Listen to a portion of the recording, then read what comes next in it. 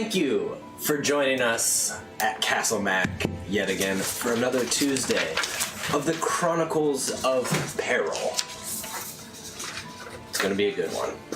If you're joining us for the first time, welcome. I'm sure that there are some people in here. We just came off of finishing Princes of the Apocalypse, tying together Strahd, Princes, the initial rise of Tiamat. We've got Waterdeep. It was the Nexus. It was the Tesseract. Unofficially starting on Sunday just with the characters, but as soon as it comes out, we are going to be going with Waterdeep Dragon Heist on Sundays. Steven DMing, Lydia and I are playing along with Raven and Coach. Andrew wasn't invited for obvious reasons. He was invited, he just doesn't like He is us. the weakest. For obvious reasons. Fair. In any case, I just understood what happened. For obvious. for a slight recap of where we're at, if you're joining us, our heroes are in the depths of Chult, all coming from the Sword Coast originally, but they've all been in search of different adventure. Their home base has been Miven's Rest, a archaeological dig site. They have been tasked by Ulfgar, a rather prosperous businessman and former adventurer of the Crimson Company, who has tasked them with finding one of his party that went missing 20 years ago. After this, the trail's gone cold. He is... Oh no! Yeah, your head on his neck, so your ear fell. Van Gogh'd it. Oh my god! I'm missing my real ear in front of this real brick wall. I'm gonna mail it to Steven. Nice. I like it. Oh, that was good. I like that. That gets my inspiration. Can I do that? Yeah? No, but yeah. Alright, that's a good time to talk about inspiration. Sorry, I'm not really... These orange beads or red beads are player-given inspiration that they can give to each other for rewards of losing ears, good role-playing, preferably good role-playing on decisions, or if they need it. And with that, also, for any of you, you'll notice while we're in inspiration, on the bottom, there is a divine reroll. So every 500 bits, we allow for a reroll that can be used by them, or they can force me to do so. Were we starting with one? We were starting with like 10, right? Yeah. Am I That was right? 15, remember. right? Yeah. Oh, I'm level 3. I don't remember, but I'm going to go ahead and be generous and give you one. Oh, okay. This guy. Because it wasn't in the memory palace, I'm going to assume that the best Your intentions. try-catch. But they've been tasked with finding a missing wizard, hopefully alive, but at the same time at least having remains or a tangible clue on where the trail leads afterwards. Can I ask you a question? Yeah, of course. What's the name of the woman? Her name's Olivia, right? Amelia. Amelia. Amelia Greyheart. Greyheart. I almost said Earhart. It's pretty close to say. I almost say Earhart every time. Yeah. Amelia. Amelia. And Steven thought it was spelled with an E, but he doesn't. It is spelled with an A, you were correct. I did. So he was wrong then. I'll just go ahead and tear this up. Tear this in half. You did. Where we left off right after the spider room, right? Right after the meth head room. Oh, yeah. One I God. couldn't How recover. could I forget?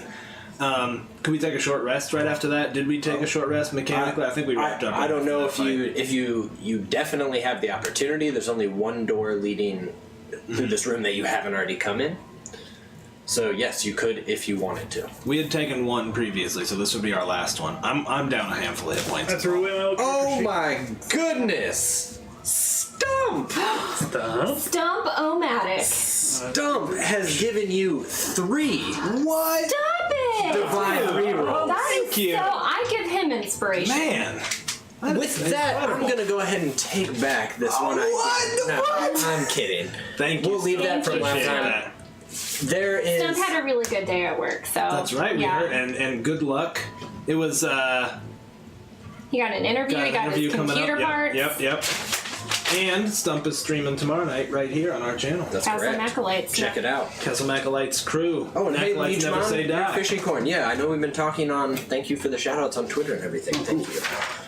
And we got a Devon. All right, I'm gonna jump back. Thank you for the generosity. So yes, you fought your way through the dungeon through some traps, puzzles. You found treasure. You found a number of dead adventurers in just about every room that you've gone in, who are decomposed. You clearly understand about the rate of decomposition, so Clearly, Sean wasn't their DM. It's her show, really loud. Sounded like the washing machine, and I'm like, wait, that's there like was too a slightly Yeah, terrifying sound that probably didn't pick up on the mic, but Yeah, it's a show sounded upstairs. like bloody murder, but I think it's My Little Pony. I'm a little freaked out. So I'm sorry. Did we decide to short rest? Did you guys want to? I have to sneak behind here and see what my hit points are at. Okay. I'm down 5, so I Let's mean, short rest. Yeah. We were in the dust room. I pull up my sweet shamog, which I'm gonna order one. You did clear it. Once they start existing. The door is open. You could go back through the door if you wanted to. This Okay. is there's about 10 inches of dust on the Yeah, we floor. probably wouldn't rest in that. That's pretty It's nasty. it's like fresh powdered snow. That's pretty Then nasty. maybe we would. That sounds nice. Yeah. Okay, I'm back to full. Spent 1 HD. I'm also back to full. I'll be back to full in a second. And arcane recovery only triggers once, right? It's once per day. I think it's once per I think day. it's once per day. Yeah, I think I it's. won't look that up. I do have my PHB right here for spells. So you guys took a short rest. You retreated back to that room with all of the eyes all over the walls. Unblinking eyes, but they still follow you. Do they don't blink. I think Killian would walk around, like, just inspecting them. I don't think he'd touch anymore. Sure. But he would kind of stare at them and, do the old, like, see if they're following him. They do. And there's all sorts, definitely all different colors, but also you don't know how you can tell, but you can also just tell there's a couple tiefling eyes which always look a bit different. Some you just somehow know the set of like a dwarf eye. And I think potentially it's the first time it's ever dawned on you that just the eyeballs themselves of the different races of Peril are actually still slightly different from each other. Cool. Elf eyes are the most beautiful. You sure they're not Azor? Azor most beautiful? Elf eyes are more Okay. beautiful than Azor. I do. I think you can tell. I think you can tell and you know what? You would see even some of the crescents on some of the eyes. It's rare in here, but there are a couple. What do you think caused these? I couldn't say for sure. If it's the desired effect is to unsettle people, that certainly worked for me. How many people do you think got to this room and then turned around? That's a good question. Did you get your bottle? Your bottle. Oh yeah, I would have corked up the bottle. I think I did cork You it up did. before we left last time. You said it was going to take a while for the smoke to clear. Are we past that now? Just after your short rest, does it feel like it's kind of finally dispersing out the top? I love that bottle. Just to refresh my memory, we went through that gate that had the loud ass alarm. And you found the treasure. The treasure. What was in the treasure again? Some scrolls and a bunch of money. Yeah, it was pretty much a bunch of money and then spell scrolls. 3 spell scrolls. Okay. No healing potions. Actually, no. There was a healing potion in there, too. That's You what I did thought. find a healing potion. You did. Oh crap, I transferred them to Beyond, but I think I had 2. Yeah, I had 2.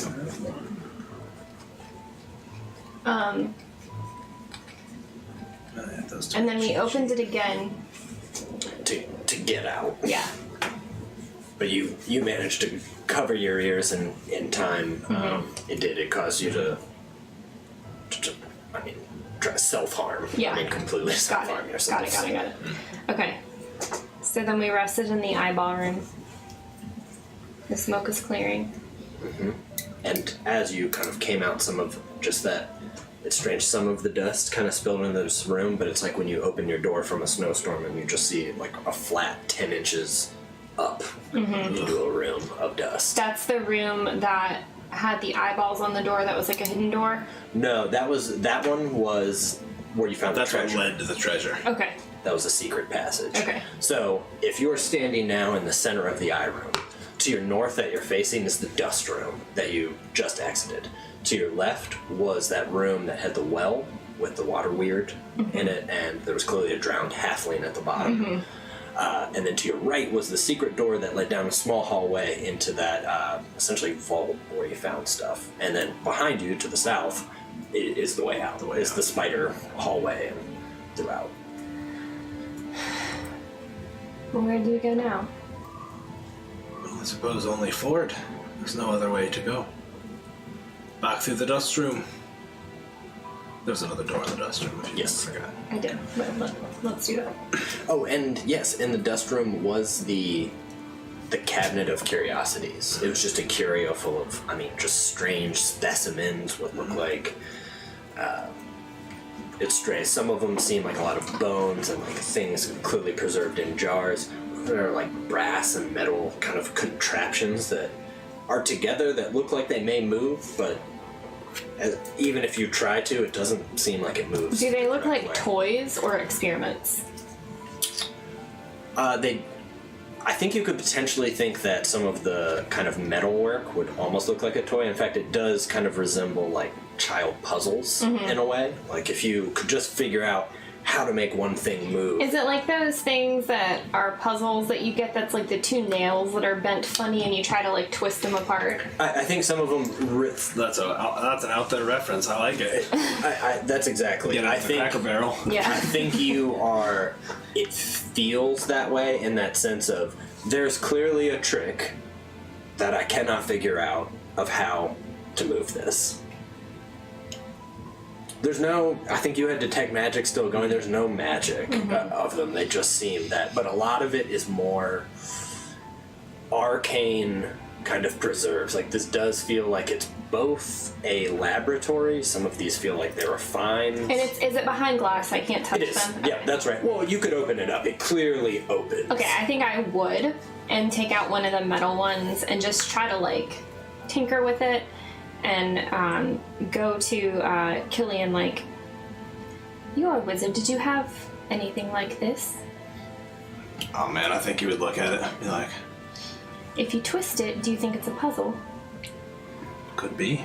It's certainly a curiosity. You'd kind of look at it. Is this how you practice spells? Not exactly.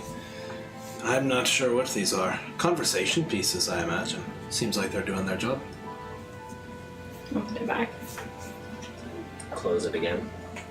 We do. And I mentioned last time, but you recognize that none of these things individually would probably be worth shit, but especially to Miffin's Rest, the entirety of the collection is probably worth a couple hundred gold. Somebody would pay for it, a collector or a researcher. How big is the collection? Big. Yeah, okay. You couldn't take it with you. You'd have to come and tell them. Yeah. It was somebody would need to return, probably with a hand card at the very least. Gotcha. You'd have to run and tell that. But you'd have to draw the map on how to get here. It would take, yeah. You saw the map. Like you're thinking. Alright, well, the sooner we find a clue for Amelia, the sooner we can get paid again. The room with the dust mephits. What did the mephits look like? Oh, they look like little imps. They're like little demons with a long nose. So, yeah, they have like tiny wings. They have those very thin, almost bony arms with claws where like the elbow sticks out. Their nose is incredibly long with their snouts that have these jagged little teeth and claws. And these ones specifically, pretty much made of like solid dust. Are their teeth made of dust? They are, yes, at this point, they exploded, if you Okay. remember. Right. As soon as they died, they exploded. Nothing I could take. No, Okay. not at They're all. sort of like minor elementals type things. You fought one in one of the other adventures we did, and they always explode when they die. Cool. Okay. Noted.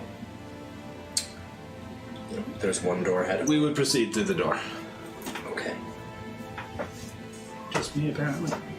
Yes. Just you. Cool guys, I got this. Look at the dungeon door. Yeah, dungeon doors courtesy of Lindy. Oh, guys, don't forget me. What the hell? Yeah, what's your marching order? Not that. Her in front, Mm-hmm. then him, then me. Got it. Oh, I guess it's too wide. That's just right. You. Too wide, too furious. You want to hit the Oh, we are going to. map? Yeah. So, you.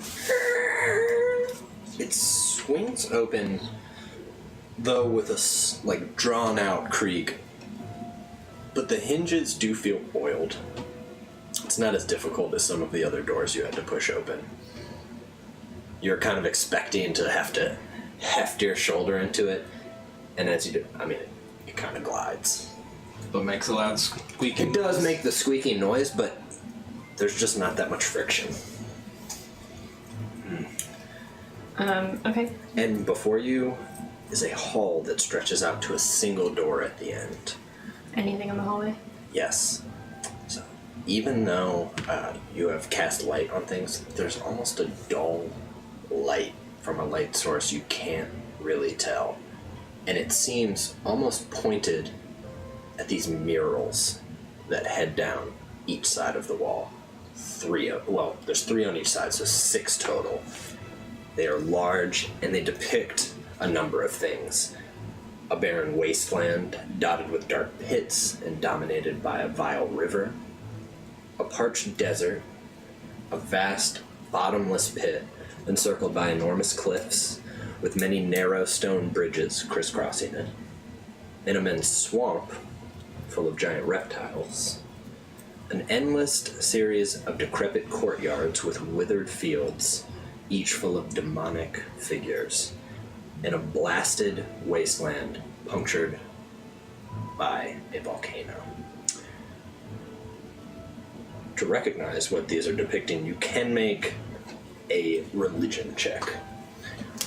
I will give you advantage, though. You got it. I got a 17. I also got a 17. Both of you recognize this is depicting the layers of the abyss.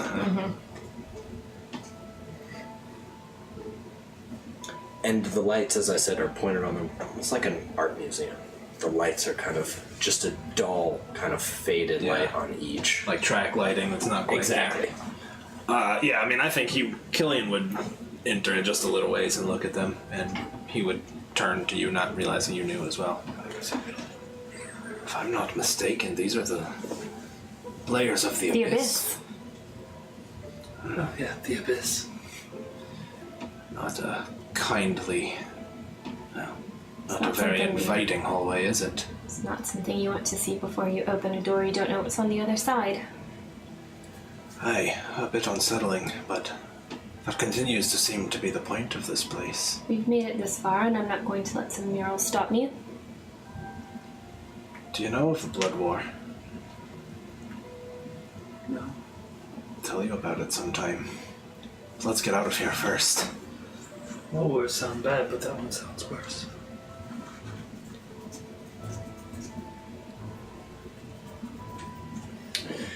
Wait. Sorry. Oh, nah.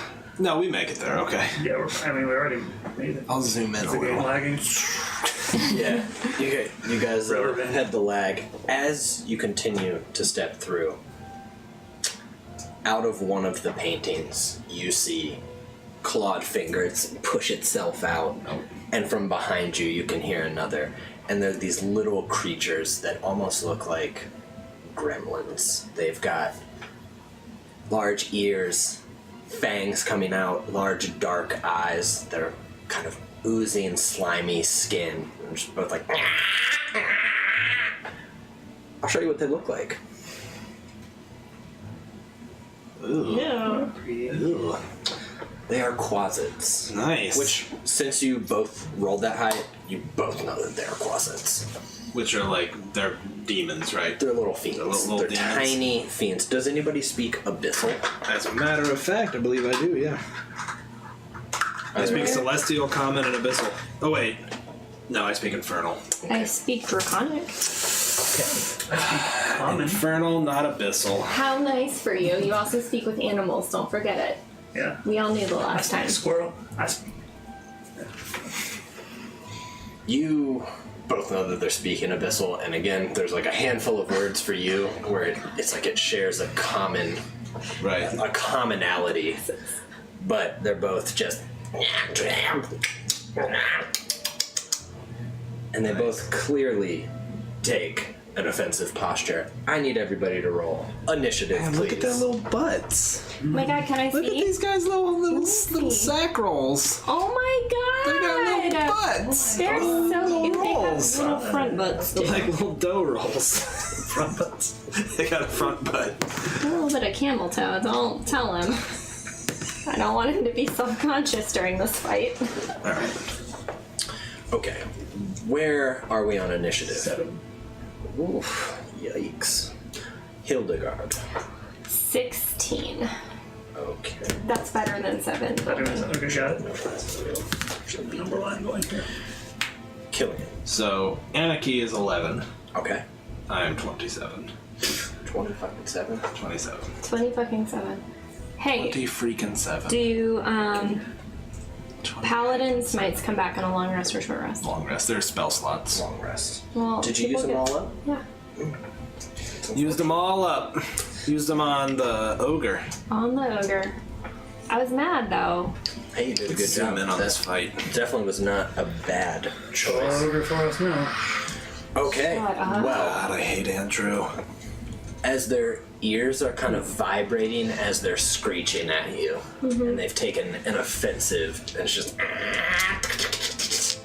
But Killian, See if I can get it to focus. All right. you have the initiative. Okay. Well, I think I'm just sort of gonna back up against Elbin, and I think he would just be like, "Squazzits!" And he'll, does he have knowledge about any of their damage resistances by chance? If they have any? Would Divine Sense tell me that? I'm taking action to do. No, it doesn't tell you that, though. It just tells you their It just need. would tell you.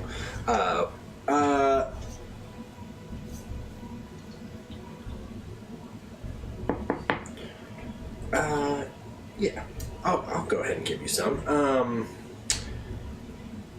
I'll tell you this. You know that they are immune to poison. There is no poison that will do it. You also know, I think in your teachings, they have magic resistance. So they have advantage on saving throws against spells and magical effects. Gotcha. There are other things in there, but I think those are the two big ones that you remember. I don't think he would say anything about that, but he would just zap the one behind him with a firebolt, or try to.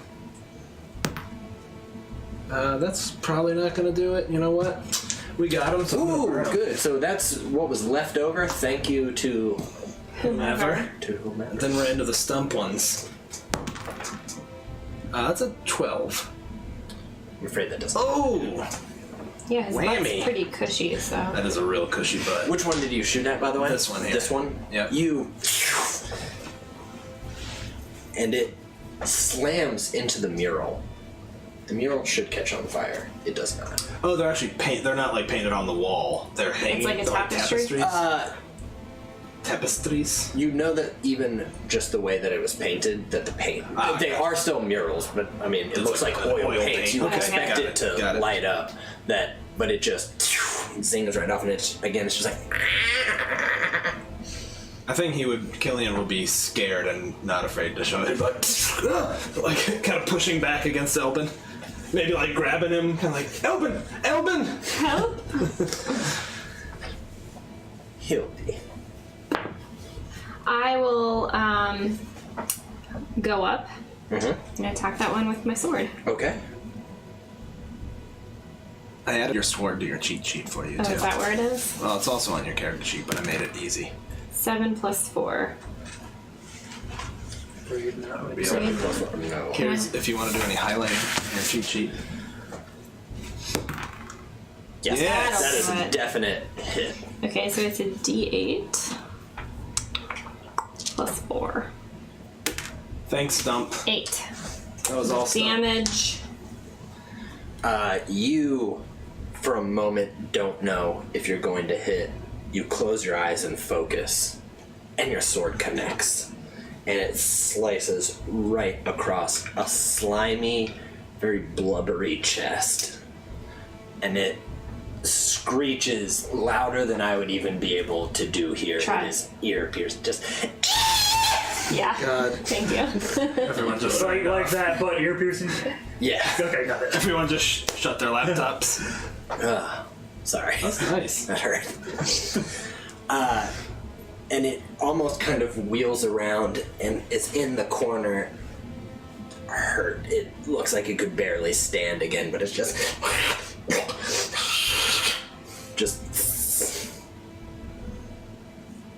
okay. It is them. Both of them turn invisible. No. Nope. You see the one on the wall in front of you just... And as you're looking at the other, it's stalking forward and then... Cool. Dicks. That's what y'all see. Anarchy. I think Anarchy will squawk wildly, and I think Killian would sort of nod to her and like go like that, and I think she would kind of zigzag just a little ways to see if she bumps into anything at about their This height. way? Yeah, she would just Stop. Right here. Within this cool. square right here. I will go ahead and put it back, though. Yeah, but recognize knowing that it's it is invincible. invincible. Yeah. All right. She flies, zigzags, hits, recovers. You can see a couple feathers kind of go loose, like she takes a scratch. Yeah. But she's just Gotcha. clearly engaged with something. Got it. Elvin. I'll cast Fairy Fire, I suppose. On what? It's a square, a 20-foot square. And it makes everything glow. Does it? Yeah. All right. Including us, but yeah, you could pop it. They're gonna, yeah, makes sense. I love it. Would they get advantage on us? They're already gonna have it because they're invisible. Okay, and this will be my square. I'm on the edge. You're on the edge, so it'll go this way. With him on the edge, so it's a 20-foot square. So it'll hit me and him, Anarchy and him. Got it. And then not knowing where the other one is, invisible, maybe or maybe not. Yeah, so this one is now hit with... Well, it's a dex save. Oh, yeah, okay. All right, Well, thank you for telling me. But he gets advantage because it's a magical attack. That's right. You want it. What am I trying to beat? 13. I'm good. Let's see here. For a moment, with Anarchy, you can see a flash that you just see the strange, almost translucent outline of it again, but then it disappears. I passed, Anarchy failed. I passed. Anarchy, though, is kind of wreathed in a green, just glowing energy. Totally worth it. Okay. That is that. Killian. Killian will hold his action to cast Shocking Grasp if any of them come visible near him. I think he's expecting him to come for him since he shot him, so he's just kind of backing up and like electricity arcing between his fingers. Gotcha. Hildegard. Hildegard's gonna open that door. Okay. You use your action. You push open the door, and what you see is clearly a laboratory. There are a number of, on the wall there's cabinets with very, more shelves actually, with a number of just scientific instruments and things like that. On the tables you see a number of small glass vials, and in the center of that table, well, you see a number of things. So you see bowls, funnels, flasks, there's just sprouts, vents, there's a couple small furnaces and mortars and pestles. There's a ton of just like ingredients all over, but they're clearly in piles like they were for recipes.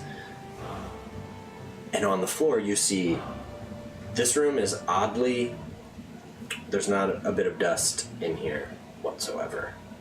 And on the floor you see painted eyes ascending, and in the center a strange, almost mural that's painted. It looks like it's chalk, and there's swirls kind of coming out. And even in the brief second, you have to shake your eyes because it seems like the swirls might be moving. And you start to hear something low. Almost you don't know if it's in your ears or in your head. Just can't make it out at all. It's a whisper. Did you say that opening the door was my action? Oh no, that's your interact. Excuse me. Okay. I'll walk up to here and take like a coin out of my pocket and toss it into what looks like it's spinning to see if it's actually a portal. Okay. So you pull that out and toss it down. It skitters across the floor. No effects at all. Okay. But as you enter further, you do start to hear deeper.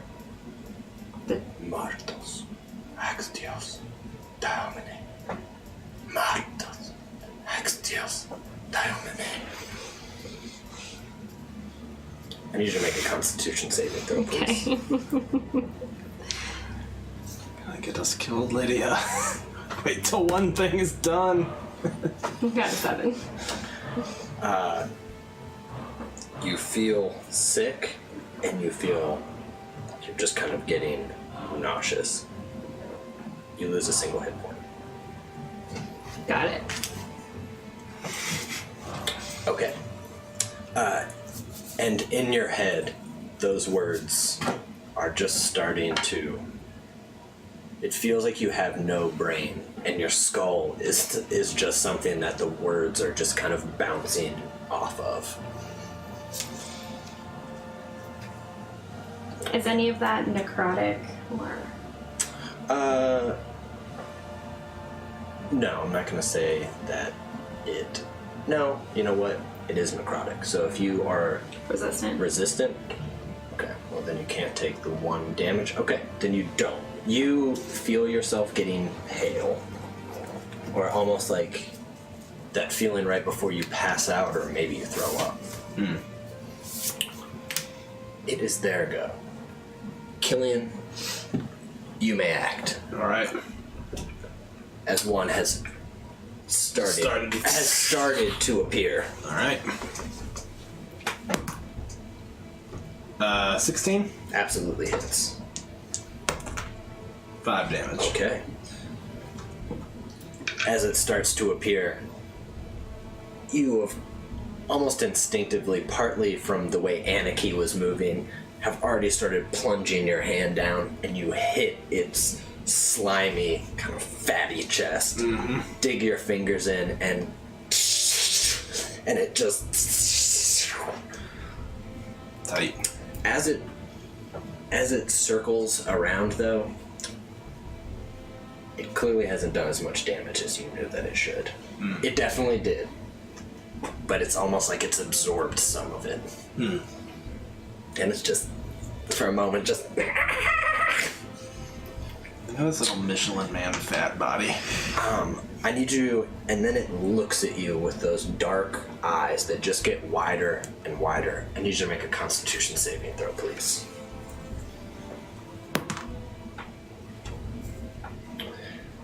Okay. Natural 20.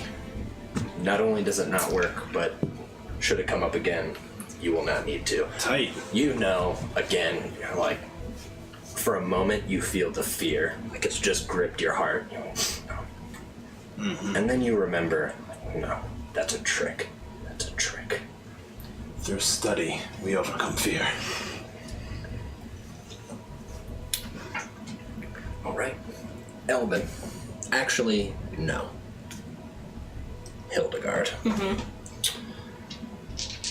One comes out right behind you, and you can feel the pitter-patter of nasty little feet behind you. Does not hit, though.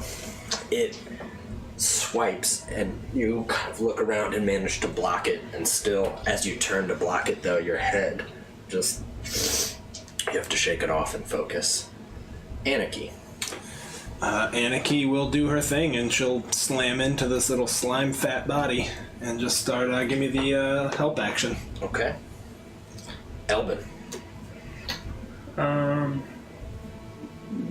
Sorry, what did he do that caused that was clearly resisted? Lightning. Lightning, okay. Shocking grasp, yeah. I'll swing with my scimitar Okay. upon him.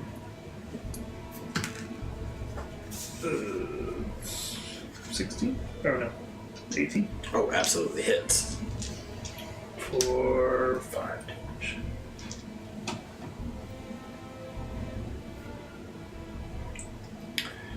Yours as well as your scimitar, you have your ash handle on your scimitar that you've always had, and as it swings down and it slices into its back as it's staring at Killian, it just but again, it doesn't feel like it did as much. So he's looking fine.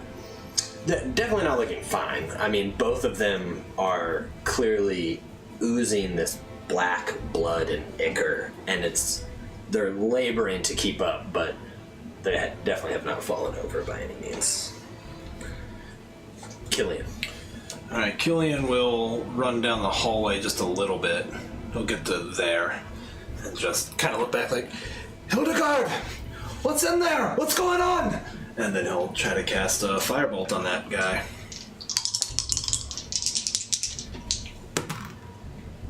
Absolutely. Cool. Big 5. And that was on the one on Hildegard? This one, not this that one. As you're kind of running backwards and you shoot a firebolt, it hits directly where you had shocked it. And for a moment, it seems like it might still shake it off, but then you see bubbling and smoke, and it just... as it just starts enveloping it, and it falls over, shaking its slimy little limbs. Cool. Hildegard. I will turn around and swing on him. Do I have disadvantage from the shit in my head? No, you do not. Sure. Yeah, Okay. absolutely hit. Ooh, me. Nice. Nice. With the shit in your head even, and you're hearing it and you're almost swaying and focusing, you stab in, throw it against the door frame itself and slash, and it kind of turns and hits limp and falls. Nice. Nice. Noise. Nice. Noise in my noise. Yeah. Let's go ahead and just stay in initiative due to where we are really? located. Oh, okay. Yep. That should be fine. Yeah. Do I still have movement?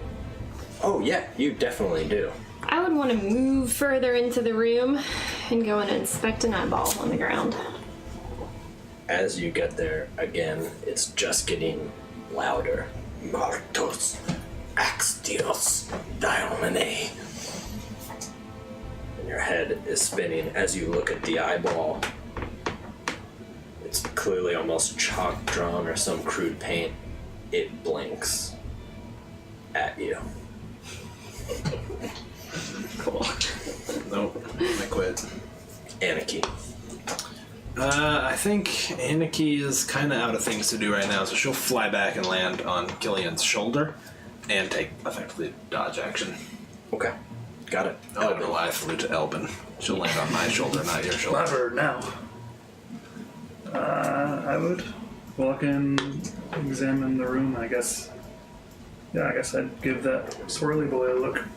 Again, for a moment, your eyes seem to see the swirling too, and you start to hear it. Martos, Axtios, Diomene. I need you to make a Constitution. Do those names mean anything to me? It's some form of language. You don't know if it's a name. You can't decipher it though. Say Constitution. Mm-hmm.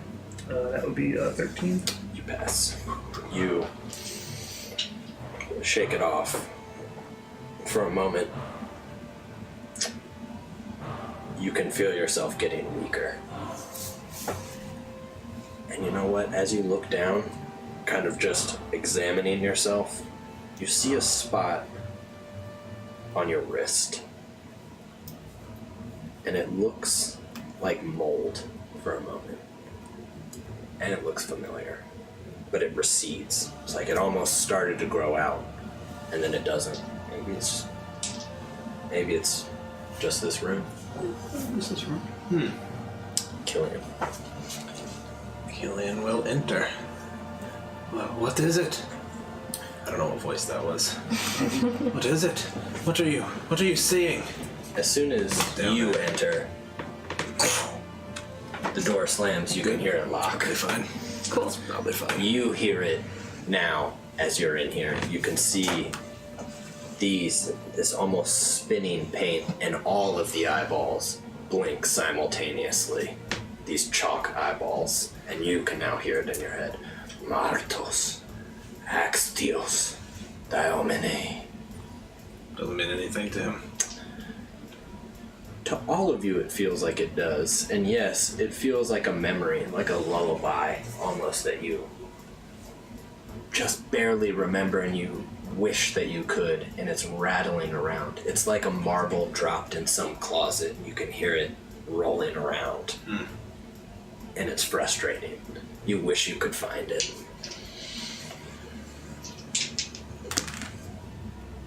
Whatever that was. Did you need me to make me a con save? I did need you to make a con save. I got ahead of myself. It's okay. I'm going to spin one of these boys. We're gonna go ahead and go. Okay. I got an 18. Thank you, Stump. That's 2. Ooh, 2 from Stump. Stump. Since you went out order, you want to just re-roll that 20 or? Just kidding. Well, so you say on the other tags. We're just gonna go through. It's fast enough. We're going back to the top now. Okay. All of this kind of happened simultaneously as you all walked in. So Killian, it is your go now. But I don't see anything. No. Just hearing it. As you're looking around, you see the same things. You see clearly laboratory things. You see glass vials, different potions, spell components ground up. In the center of the table over there, you see like an alembic, It's over there. The walls, for a moment, as you look, almost seem like they ripple like water. You can't tell if it's an illusion or not. Gotcha. Well, not knowing that we are in combat, but I can't be surprised. I don't think it makes sense for him to really do much of anything. So we'll call it the dodge action. Got it. But I think he'll just be kind of standing there being like, what is this room? What's happening? Before your eyes, you start to see a green glow within the alembic. And it almost expands to the point where it looks like it might just go out of the stem at the top. But it maintains. And it's almost booming now. Martos, Axtios, Diomene. The room feels like it's shaking. And then from one of the tables, you start to see the bottle shaking. And one shoots forward. 1, 2, 3, 4, 5, 6. Heal. Okay. Cool. I need you to make a dexterity saving throw, my friend. And when you take the dodge action, you get advantage on dex saves, right? You do.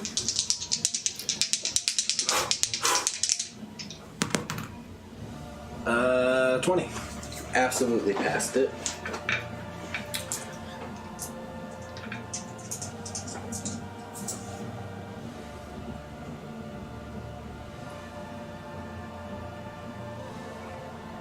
I had you make the wrong save, but we're going to treat that as a Constitution saving throw. So you still would have passed, right? Yeah, I wouldn't have had advantage, though. I'm going to give it to you because I fucked up. Well, I'll take it. I won't argue it. I'm gonna do that for now because I was thinking it was a different check.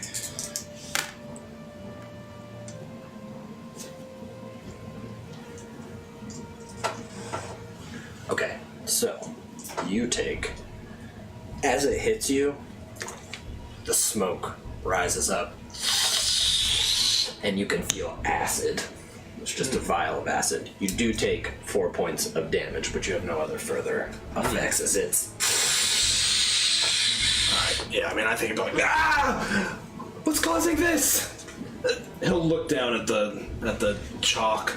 Is it drawn, or could we disrupt it? Does it look like it's a part of it? It looks like it's painting. Okay. It's painted on, but I'm just saying, like, the kind of colors, it looks like a very rudimentary, like, paint, almost how you would see chalk on a sidewalk. Gotcha. Not like the murals by any means. Yeah. All right. Hildegard. What table did that come from? The center one. Over here? Mm-hmm. Okay. I would go and try to kick the table over. Okay. I don't think it takes anything. You can easily kick it over. Nice. I'll just whoosh, but with my foot. You Flip just the table? Yeah. I love it. kick it, and everything scatters over, and you can hear some things break. And for a moment, you do hear an interruption from that chant. It's almost mid, just... You hear some things break, some things scatter across the floor, but then it picks up again. Beyond your vision, you can't see where everything landed. Arduous, Dios, Anarchy.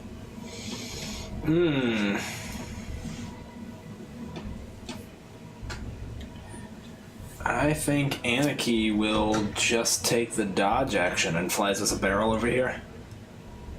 It's actually a table. Okay. But yes, she'll come you and can land on that table taking the dodge action. Okay. Can you see through her eyes right now? or I do you have to do an action to do it. Got it. Elbin. So this is some swirling stuff. It doesn't... Or It like- is, but it's that point where you're like, is that an optical illusion or not? You've watched people walk over it. There's still a coin that's half landed on it. So, I mean... And these are all blinking, or they just blinked once? Did I see that? They occasionally blink. There's no rhyme or Did they reason to blink it. in unison? They did. The one you saw at first, though, you think that one only blinked.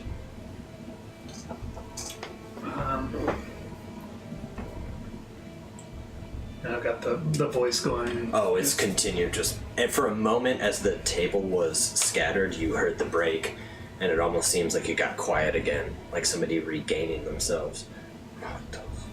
I think he'd be kind of wildly trying to figure out what's causing it, and would probably just go stomp on one of these eyes. Do anything. Yeah, you do have ended stone underneath as you stomp on it, and you look up, and it just... No other doors in here that we see? And what's on this table? That, again, kind of more of the same. Science tools. Science tools and stuff, files, things like that. I think maybe just one of my inventory. I just clear the table. Gotcha. So considering, I guess we saw something get flung at him. Yeah, you... Right. And I mean, just start pushing things off, and I mean, you're hitting, herbs, a couple bones and things, that are just spell components. Glasses are shattering. There is no interruption this time in the voice. Then I just kind of face the center of the room and probably in there and yeah. Okay. Killian. So the voice is coming from within our heads. You know what, I'm gonna do the spirit bear. Okay. Rock and roll. 7 temporary points. So. Nice. Okay. And advantage on strength. It's actually under Fiends. I haven't yet relabeled that as Fey Fiend Celestial. I can get it while he does his turn. That's fine. Okay. All right. As you're sitting there, kind of looking around curiously, again, from the center of your chest, this time without jumping, a bear just crawls out and lands in the room, and again, looks like ice steaming in heat, and all of you feel your hides thicken. 7 in case. Yep. That's so awesome. That bear is so good. How many times do you get to use it? Once per short or long rest. Per short. Oh, that's awesome, man. So good. Killing. Alright, well, not seeing anything in the room, hearing the voice inside his head. How tall is the ceiling in here? I think 15 feet. Okay. I think in desperation he's going to cast Shocking Grasp on the central swirly art. Okay. You do. It hits stone, spreads out. The voice does not cease still, and in fact only gets almost louder for a moment as you wait. You thought you heard maybe, you're like, was that a silence? And instead it's just Martos, Axtios, Daomine. Alright, he will, at the top of his lungs, repeat it. Okay. He'll shout those words. You shout them, and for a moment there is no interruption in it saying it, and in fact you make it in unison. For a moment you feel like you hear distant, dissonant laughing, but you also feel, with no effects, you feel power. Like there's magic in the words. You can't unlock it, but you're like, that's magic. Powerful magic.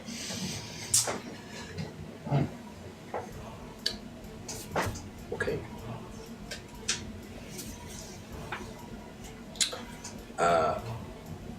Hildegard, from where you are, there's still things that sound like they're breaking or rolling, but then you hear for a moment glass on stone.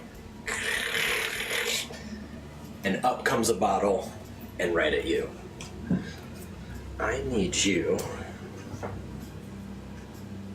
Actually, there's no save for this, actually. As one hits you, you ignite in flames. You take 2 points of fire damage. But I'm on fire. And you are on fire. It hits your breastplate and just... and you're now on fire. Cool. Where did this one come from? It came from over here. You all could have seen that. It was from the other side of the flip table. It came up and slammed. Is there any discernible pattern to the swirlies? No, not at all. Not that you can tell by any means. And the way the walls almost look like they're almost sheets in the wind sometimes, again, you don't feel anything. You just hear this voice. I have 2 water skins. Mm-hmm. I will take out one and I will dump it on myself. Yeah, I think for your action you can do that, and it will be your action to put yourself out. While I dump water on myself, where I'm standing, when it runs on the floor, can I scoot my foot over it and see if I can smear the paint? Yeah, of course. As it kind of goes down and you quickly thinking, you see it kind of coalesce in the front of the eye and try to... No, it is paint that is on there. Good thinking. Good thinking. Go ahead and make me a perception check while you're over there. Sure. It's going to be a little difficult because you're putting yourself out from beyond fire. I got a 3, so. Do the eyes seem to be moving at all besides just blinking? Like they're not following us? It's straightforward, but you'll just see it blink. Anarchy. I think she's just gonna chill. Probably be squawking annoyed. Okay. Elvin. You said somebody's already walked through this. Yeah, you saw Hildegard walk over, and there's still a coin kind of sitting on there. I guess I go check the door and just see if I can open it. It is locked. Yeah. Good I'd effort. go to the last table and clear it. Okay. Okay. So I cleared it, and No. that's the end of my turn. On that table, there are a number of potions that seem to be kind of suspended on metal, like just ones that would exactly hold like a potion vial. There's a couple different colors. And as you're just dragging your scimitar across it? Okay. I mean, unless as I walk up to it, I see something that would convince me that I should. But I can't imagine what that would be. But if you want to describe it before I will say this. Slash. On this table, the only thing, as opposed to every other table that you managed to see it almost looked workable, this seems like a complete, like there's nothing else on here but these vials. And there's a couple different colored ones. There is yellow, There are 2 yellows, there is a green, there's a red, and then the final one is a blue. Go ahead and make me a perception check real fast. No. And a blue. But that's it. That's all that's on this table. How many vials in total were there? 5. So there's 2 yellows, there's a green, then there's a red, and then there's a light blue. They're equidistant. CMYK? No, okay.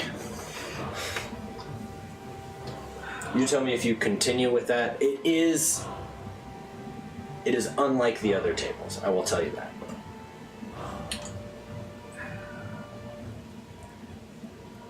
Andrew doesn't want to. No. If it doesn't look like some poison shit that could get flung at somebody, I mean. Yeah, but nothing's come from over here. It doesn't look like acid like the other one was, right? No, those in fact look, as opposed to like the vials, those are the kind of bulbous. These are like complete tubes with like that are corked. Yes, Okay. over here. And Yeah. the other ones are also, they're like, potions, but they've got the bulb, the small stem, and corked on top. The ones that have been coming at you. I think, you just look around and say, Amelia, is that you? Just, No, nothing breaks. But Amelia doesn't answer. No. Okay. I would say that this voice is deep, that it does have an almost unearthly sound to it, but it sounds masculine. This voice sounds incredibly masculine. Maybe even old. Okay. I feel like getting stuff flung at me, I wouldn't pull a cork off a bottle, but Just hold it then. I'm okay. Just chill. I'll just chill. Good. So you raise your scimitar, look kind of sidelong, looks a little strange, Then I just, call out. and you take the dodge action. Yes. Okay. Do you take the dodge action? I don't need to. Are the eyes all painted identically, or are they different colors? All identical. Okay. They look very rudimentary. They don't look.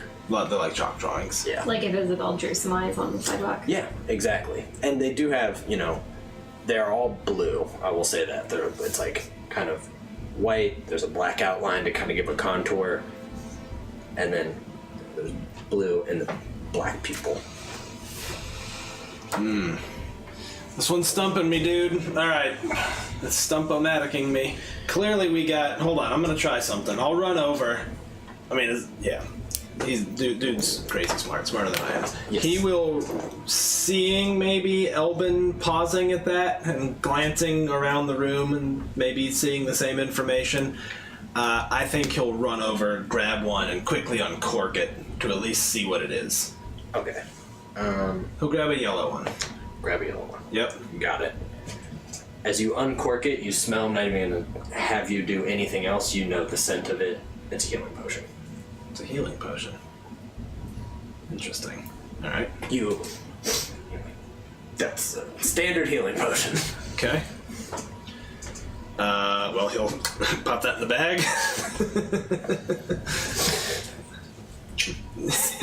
Save that for later.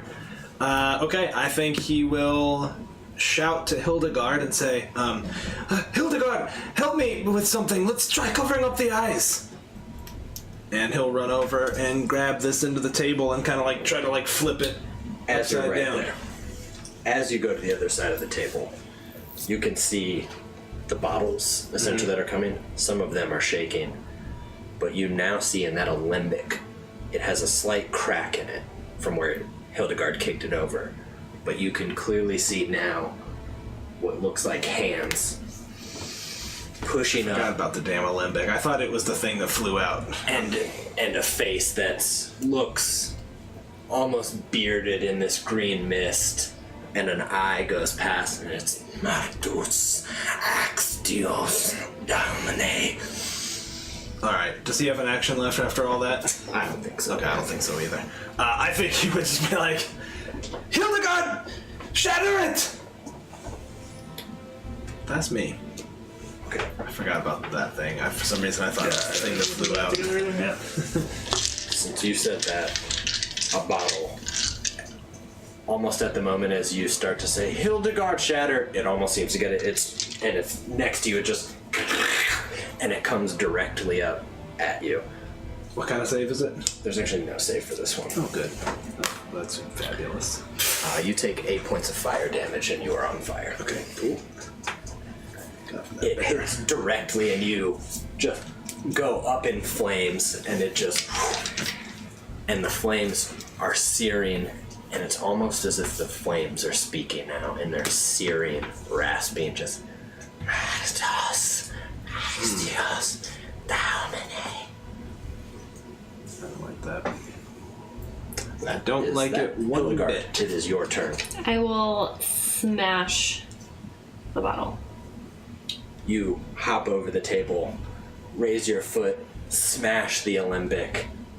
It shatters, and the voice immediately just is cut off, almost in mid-sentence. You don't see. Since both of you are there, you see this mist come out and it starts to dissipate. A small sliver of it, you see hit Killian's shoe. And it almost gets absorbed, and the flames go out.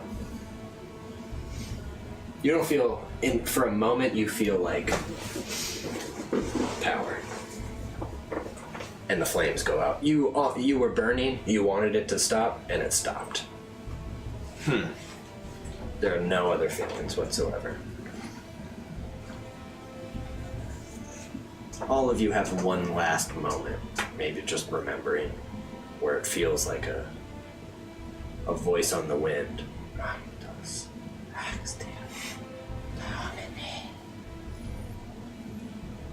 Alright. I would want to go over and inspect the rest of the potions. Okay. So, the yellow, you now already know, is a healing potion. Are There's they one more of those. both? Because I don't know if every yellow potion is the same. I mean, you open it and you're... Not the safe way, just the... Oh, that's a healing potion, alright. Tight. Tight. Yellow, red, blue. Yes. Tico Salamanca. The green is a potion of climbing. The red is a potion of hill giant strength. That's you, Hildy. Tildy giant strength. Was that 22? 21. 21 strength. You'll be able to find it easily and add it whoever wants it. The last, the blue vial, as you lift it up to smell it, you hold it up, and it looks like there is a perfectly proportionate tiny person floating in this blue liquid. Lick it. Does not, you flick it, nothing moves. It looks like almost completely just suspended. It's just where you move it, it only slightly moves either way, but it's just right. I'll hand it to Kellyanne and be like, this is like a wizard thing. He would look at it and be like, that is very peculiar. Very peculiar. I think he'll uncork it and give it a sniff. You give it a sniff. It doesn't smell like anything. What about the figure? I'll inspect the figure a bit. As you get close, you really have to kind of look because there's still that slight distortion of water. He'll cast light like behind it. As you look, it looks like the figure of a perfectly miniaturized young human woman. Dark hair, some kind of green robes, and a black cloak. And there's a wand in the hand. Like, I think we found her. What else could it be? Is she moving? She doesn't seem to be. She doesn't seem to be coherent or anything, right? I mean, it almost just seems like she's suspended. like suspended. She does not, however, look like rotted. Yep. Even you've seen preserves of animals or various things. Right.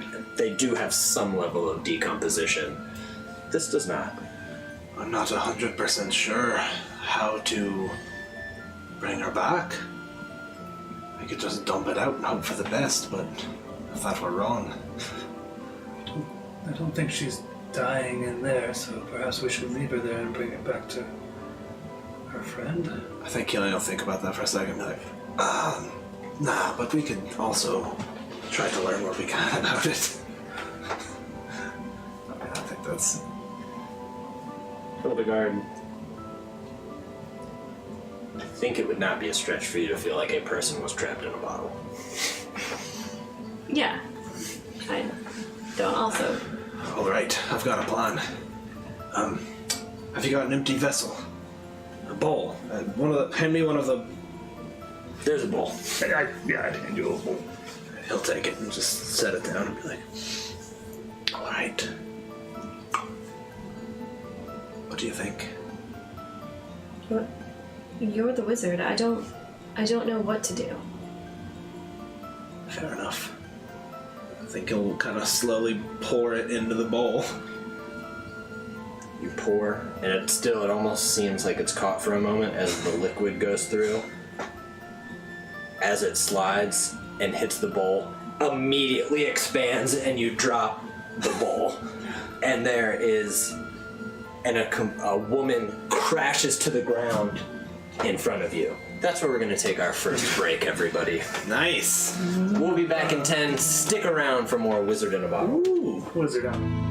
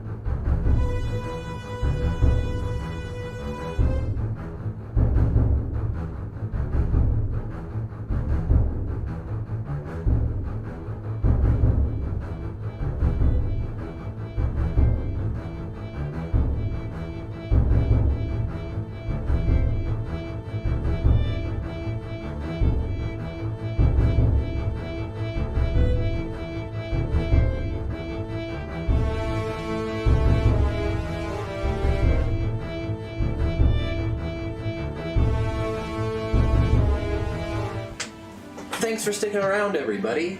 We appreciate it. Welcome back.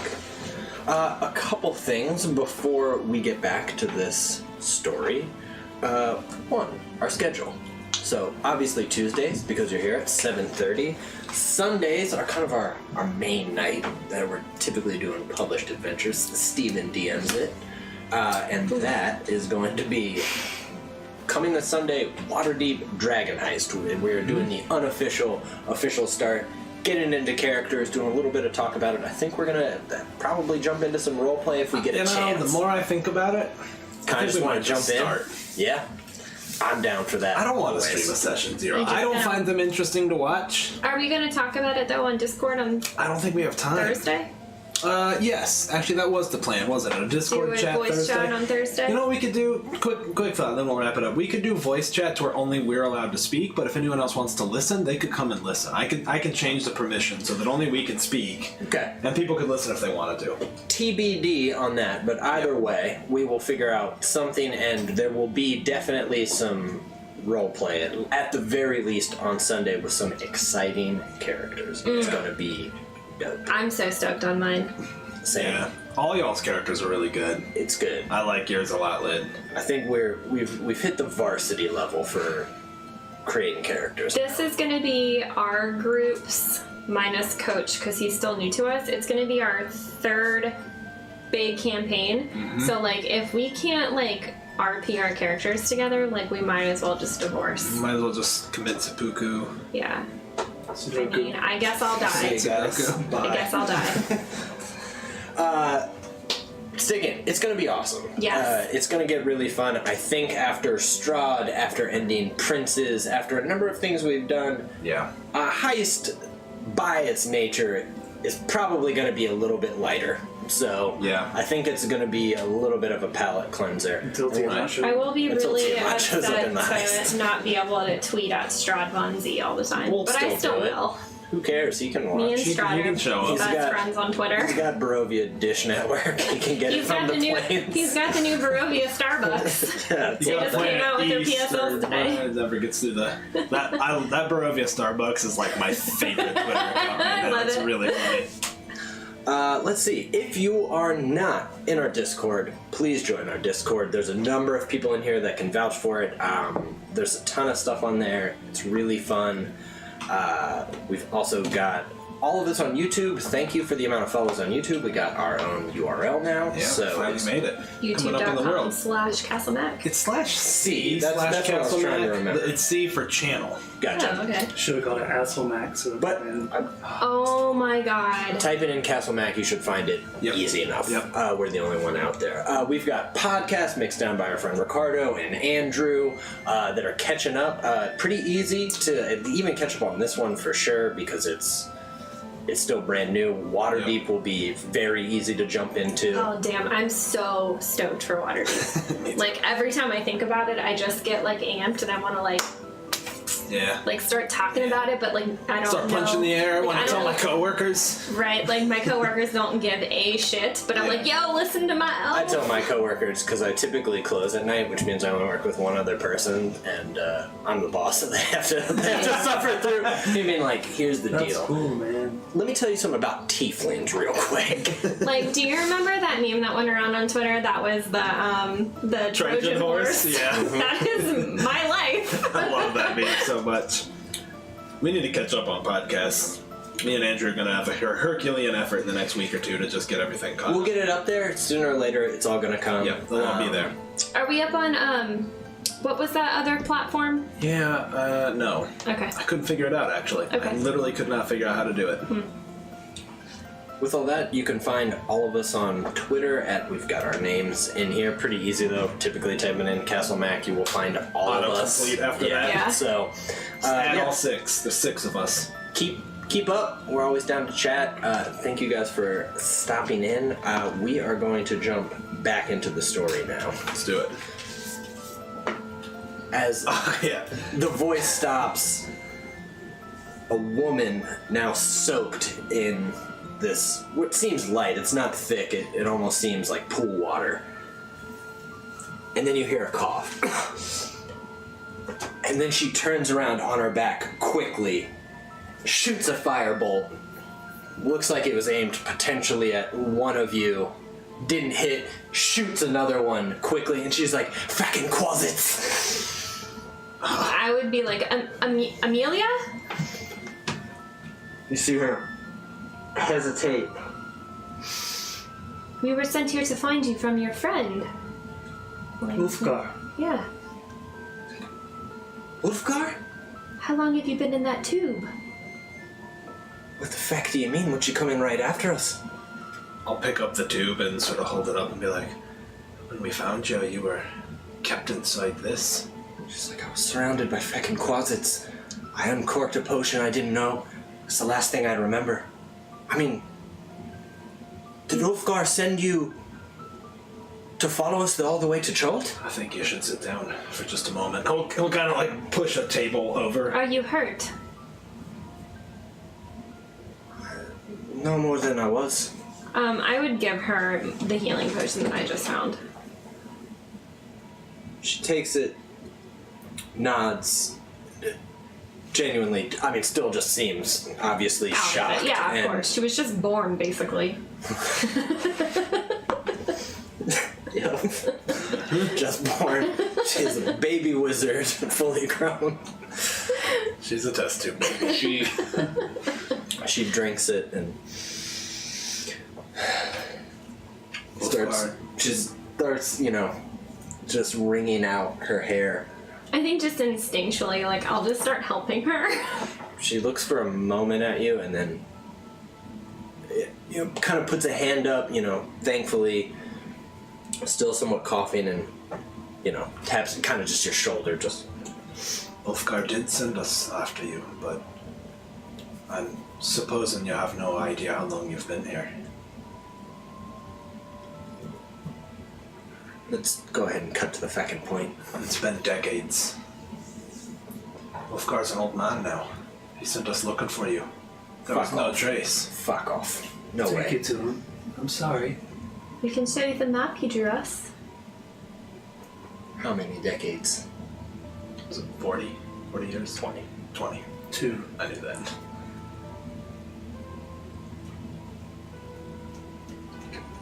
Has she aged? Not at all. Okay.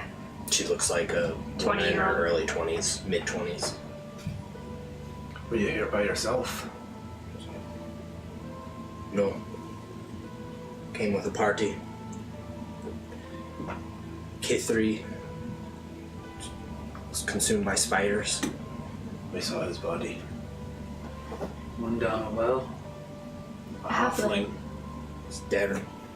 A number of water weirds pulled him under, drowned him before we could get anything else. And tore it, and God, it's just torn apart by dust mephits. There's 8 of them. I backed into here, went through the hallway, took out a couple quasits, and they kept coming. I expended all my energy on anything that would have done a damn. Came in here spent with nothing. Like to tell you, I thought of something clever, but I just opened a bottle. Well, you've spent the last 20 years as a curiosity. This room was full of them. You were probably chief among them. I don't know how. Came here looking for sorcerer. Well, I don't know the sorcerer, but we were attacked in this room. Likely by your man.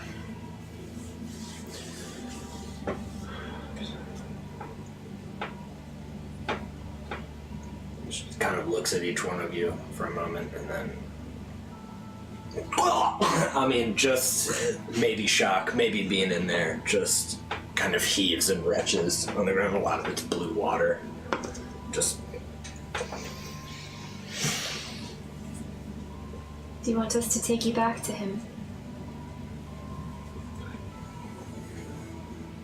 Of course. Of It's course. It's a few days' journey. She stands up now and is... Thank you. Sorry. Thank you. Thank each of you. Thank you. He'll be glad to see you. He thought you were dead. We're glad to see you. We thought you were dead. It looks like you had not aged. I don't feel like I have. You were suspended for 20 years. That's amazing. That is amazing. Do you think that Feck has a book around here on how we made it? I have not seen any books. Killian would be like, oh, well, we could certainly take a look, couldn't we? Maybe let's try to make something out of this. I should tell you before we get going. I'm burying my friends. Don't expect any help. You've done enough. I think you'll find help. Somebody say burying? Achievement unlocked. Finally, someone gets it. Achievement unlocked. Ashes to ashes, dust to dust. It's like, and we let out like a sitcom synchronized sigh. Look at the break the fourth wall. It's like, let's look for the book. Paid a pretty good amount to figure out what kind of secrets this one had. His name was Telemachus. Telemachus. Does Andrew's gonna write that down for us. Does that name mean anything to you? I don't think so, no. But she's saying the Or does sorcerer's it? name? Vaguely. Potentially. Alright. What's that? She's saying the sorcerer's name is Telemachus? Yeah. Yeah. Was it sorcerer or wizard? Sorcerer. Is what she's saying. Yeah, he would kind of scratch his 3 or 4 day stubble. I don't think. Maybe. She's kind of speaking out loud as she's kicking through rubble, going through the shelves, looks at a book. Killian's gonna cast Tosses it. detect magic. He'll use a spell slot so you don't have to sit through the 10-minute casting. I gotcha. I don't think it's active anymore. As you cast it, there's now just residual energy, where clearly there was illusion on most of the room, specifically the eyes for sure. There's still this residual where that circle is, divination. The alembic itself has a bit of necrotic and Like evocation, maybe. little evocation, a little of that. As you kind of look at Amelia and the wand that she has tucked, you see evocation. That most pronounced. You're like, there's just the glow of it. So she is a wizard. Yeah. Okay. You can kind of see, you immediately know she's got a wand. You can kind of see clearly tucked in what is a rough-looking kind of spell book. Her sack, even just that she has on her side, just looks like it has things in it that clearly look like she's a scholar of magic. Killian's impressed. For the record. Okay, so. Thank you for Say clearing that. Killian? Yeah. Yep, that's double L. And 2 L's in that. She's like, yeah, we're paid a good sum to come here. So were we, as a matter of fact. She's like, Wolfgar? Going to get rich in 20 years? I think he did. She kind of looks for a moment and stuff.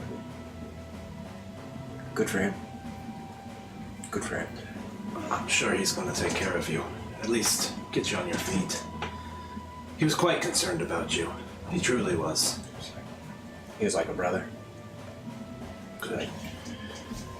He can still be like a brother. We should go see him. It's been 20 years. We shouldn't make him wait much longer. Him and other people to see. Somewhat absently, kind of looking off.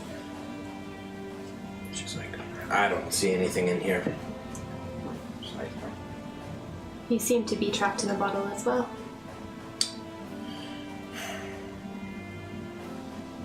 where was this essence? In the we'll show her. What was it called? The Alembic. Olympic. still dripping with this liquid. She stares at it for a long time, and you can kind of hear her muttering to herself. What's the magic in the Olympic? Necrotic? Necrotic and some evocation. You know what? You would have recognized abjuration, which is defense, right? Yeah. Defense and necrotic mixing together into something. Gotcha.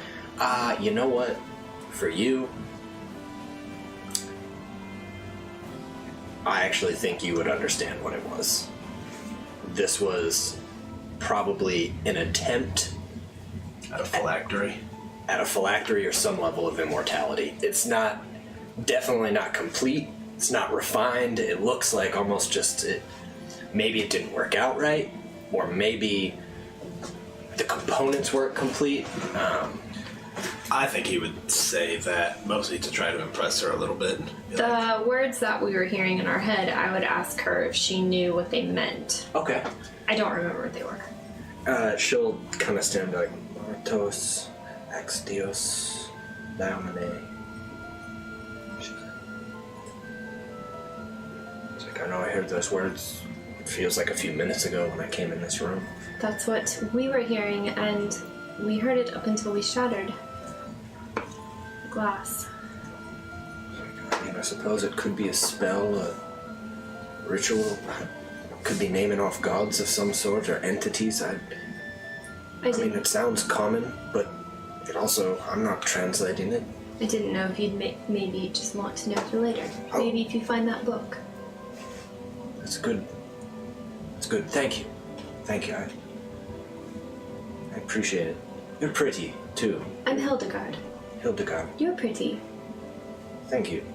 Like Asimov pretty, but I appreciate it. I guess you all know I'm Amelia. So, Hildegard. Elman. Druid. Seems like you're a druid. You're right. I've known a few. Strong magic. I've known one. Oh. Yeah, not many.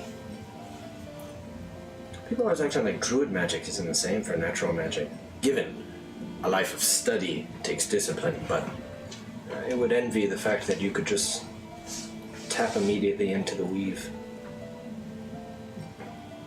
You're a wizard. I'm Killian. That looks like an attempt at something like a phylactery. I think that's what he was trying to do here. Capture immortality. Son of a bitch. Of course. Apparently he was a right bastard somewhere place else. Shouldn't have even taken the job. Shady figure they gave it to us. What exactly was the job, if I might ask? Find the sorcerer. Said he was wanted for some crimes. And if that didn't do it, there were secrets that they wanted. Secrets that this one held.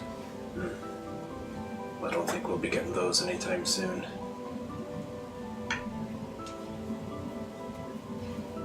She kicks the breath of it one deck. Alright, well, Let's gather your friends and take them up. let's go. You guys go through the kind of lengthy process. I mean, it's not easy. The cleric is, you have to kind of... I think she's wants to keep the armor on as much as she's also having a difficult time. I lifting will it. take the potion of Hill Giant Strength to carry all the bodies.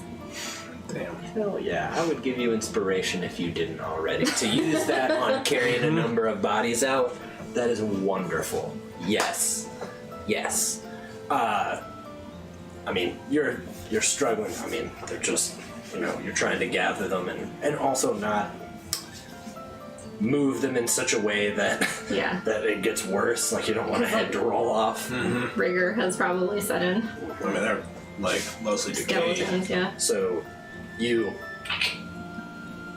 gather the cleric first, and you look down and you can still see that from where you placed the skeletal hand, or kind of heavily decomposed hand around the holy symbol, it's still holding. Set that outside.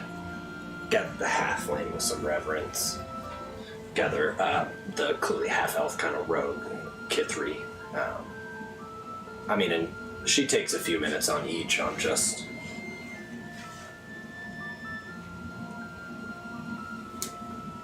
not outwardly necessarily crying, but just... I don't think it would be much, especially for y'all. It looks like guilt.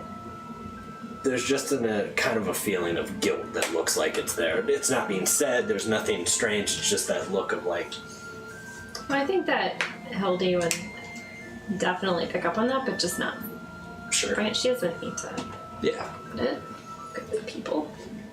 I think Elvin also wouldn't know what to say, but he would be kind of getting stressed out and just like too much empathy and feeling really bad for her. Just wanting to do the... Just probably watching her too closely and seeing what if there's any opportunity to help her do anything.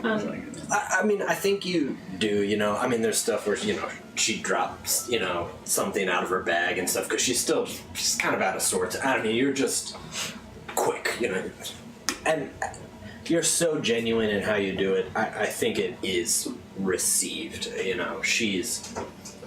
might take a moment's pause and give a kind of nod. Thank you, Albin. Have we brought them outside now? You guys have brought them outside. Okay.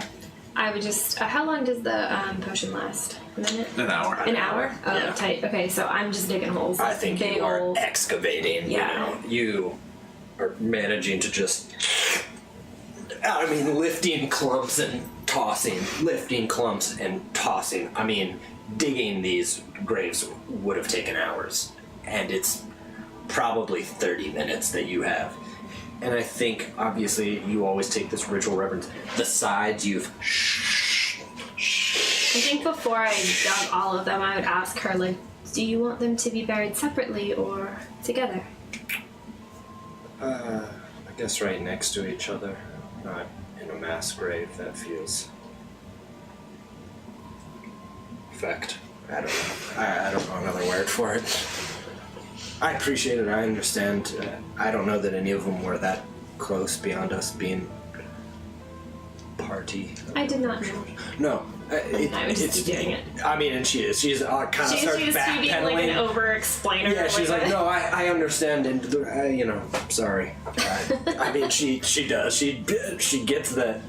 Even if you weren't offended, that she's like, that was fucked up. I'm the worst. Yeah.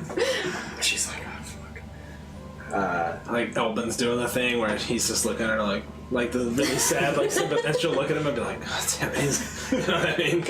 You know what I mean? I think she doesn't look like God damn it, and in fact, when she looks at you... He did say Elvin, as in I was... I'm sorry. I just imagine Elbin doing the and she looks at him has to look away. Yeah, I think it's, in some ways, as you're observing, it is like a... She looks like she's been punched when she meets the very sympathetic gaze. It's like an Elvin desperately wants her to feel better. I definitely probably have picked up on that. So I think once I cover up the first body, I will just take Elvin and be like... Yeah, and I would just make a shitload of flowers all over it and look at her and be hoping it makes her happy. Dude, 100%. I think watching, and again, you've noticed now after multiple times here in the jungle, your druid craft is powerful. More powerful than it ever was before. It takes almost no concentration for you to push your fingers right into this freshly laid dirt. And where typically it takes you minutes, it just... flowers that aren't even indigenous here. Lilies come up. There are roses, not tropical, and some tropical flowers you can feel the seeds and the roots from somewhere else, deep, feet deep. Maybe off to your right a little bit, that are immediately...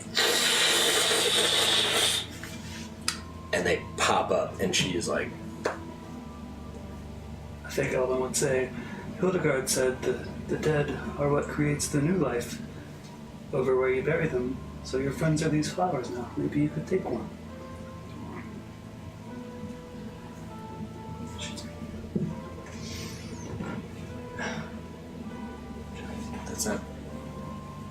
This is beautiful. Thank you both. Thank you. This is... I think Killian would do something kind of opposite. I think just knowing his nature and the way he abuses the weave, I think he'd sort of look at it and kind of just look down and take a couple steps away. Afraid you're gonna light it on fire. Just... Yeah. Like, maybe I'll just give that some distance.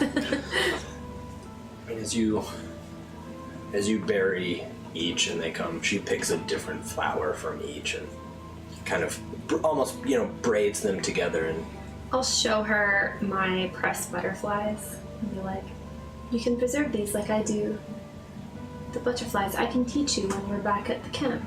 she's like, oh, that's wonderful, yes. Where I studied had a number of butterflies. My teacher said it was a fascination of theirs. They're beautiful animals. They are beautiful. Interesting, too, when you think about it. Some people wouldn't call them animals, but they are. Sure. People call things all sorts of things. They are fascinating. Think of the metamorphosis, if you would. The wings. The process of it. She's scientific, and I'm like, the wings. Yeah, the beauty of this, and she's They like... got, I think, beaks. They got beaks. They got little feet, 6 of them. Yeah. Also, the metamorphosis, like you were saying. She's like... Wings like an angel. You get that you're speaking two different languages a bit, but in some way, just the idea that you've sprung a thought that can be analyzed in some way, it seems to it's a focus for her to bring it back. I mean, I think even being a few feet away, you would recognize it. You see the head turn, and some of the familiar, you don't have the same tics, but her, you see her start to pull a piece of her hair and kind of start twisting it around, and she's also still focused for sure, but as it's at least distracts her while you finish. Anything official to say for this? I've never done a burial or funeral. I've buried a lot of bones, but I don't normally speak. But as I was telling the scientists, that when you bury a body, it becomes part of the earth, which grows the new life, as Elbin was saying. And he has sped up that process, so if you'd like to think about that, your friends are now part of the air, they're going to be part of the rain, part of the whole forest. They're giving back, truly.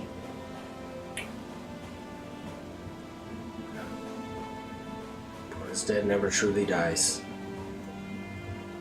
Sometimes it does, but not here. She looks for a few minutes and Do you have anything you'd like to say about your friends?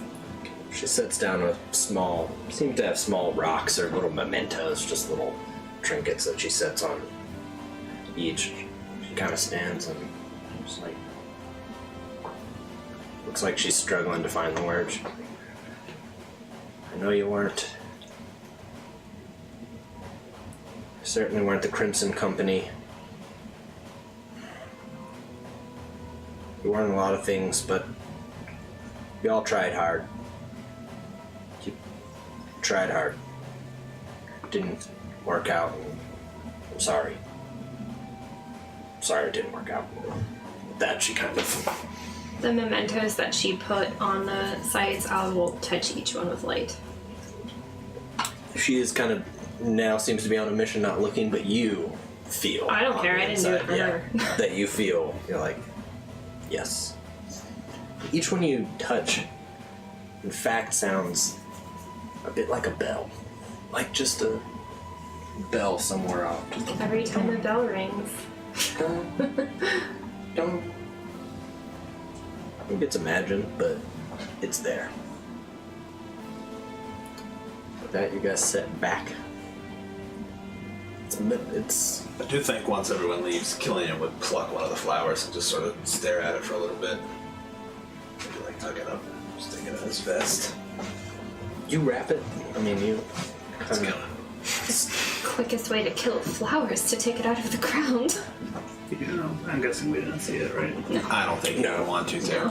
I mean, I think it would be sort of a forlorn. We know you're a piece of shit. Yeah. But our characters don't. I mean, I think he is feeling like, that's pretty tight that they all got this thing that I destroy. I think he's feeling kind of shitty about it, so he would kind of take it and I think just sort of stare at it like maybe never really appreciating the beauty of it and then being selfish and folding it up and keeping Some things aren't about you, Killian.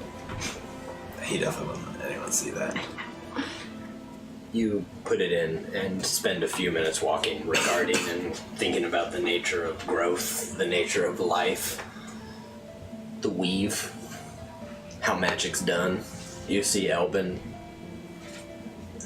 As you step into the woods, I think you have that. The woods around this place feel like they are sighing a feel of relief. The ground feels like it has a level of moisture to it that you have that feeling like the dirt is happy. Yeah. Like, I think Elvin would share in that relief, kind of whatever the stuff around him is feeling. He's also kind of feeling at least a little bit. So, and you see a couple, lizards that are saying, the eyes like, and kind of looks at you and tongue licks the other one. But they regard you as you go. you probably say hello to some of them. They head turns and both eyes are. They like your I really love it. Hold on, what would they be like? So their eyes just like. You've seen them. Go to the pet store. kind of like cones. Yeah, the cones. There's a term for what type of eyes those are, and I don't know what it is. Lizard eyes. Magic lizard eyes.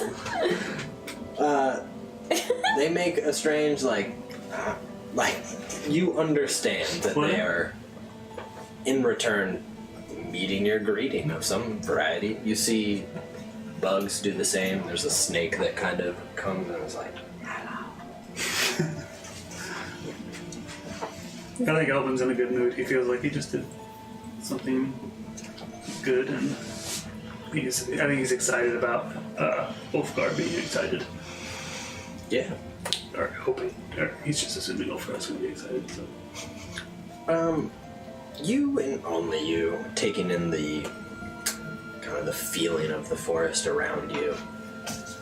You almost, I think, due to just your empathy with the beings around you, almost have to stifle a laugh, like a giggle, like a very silly one, and somewhere bubbling up and out. I mean, it's strange because it's both not yours and you feel it, and you feel there's like something that's part of the nature and around you, and in your head you can hear just a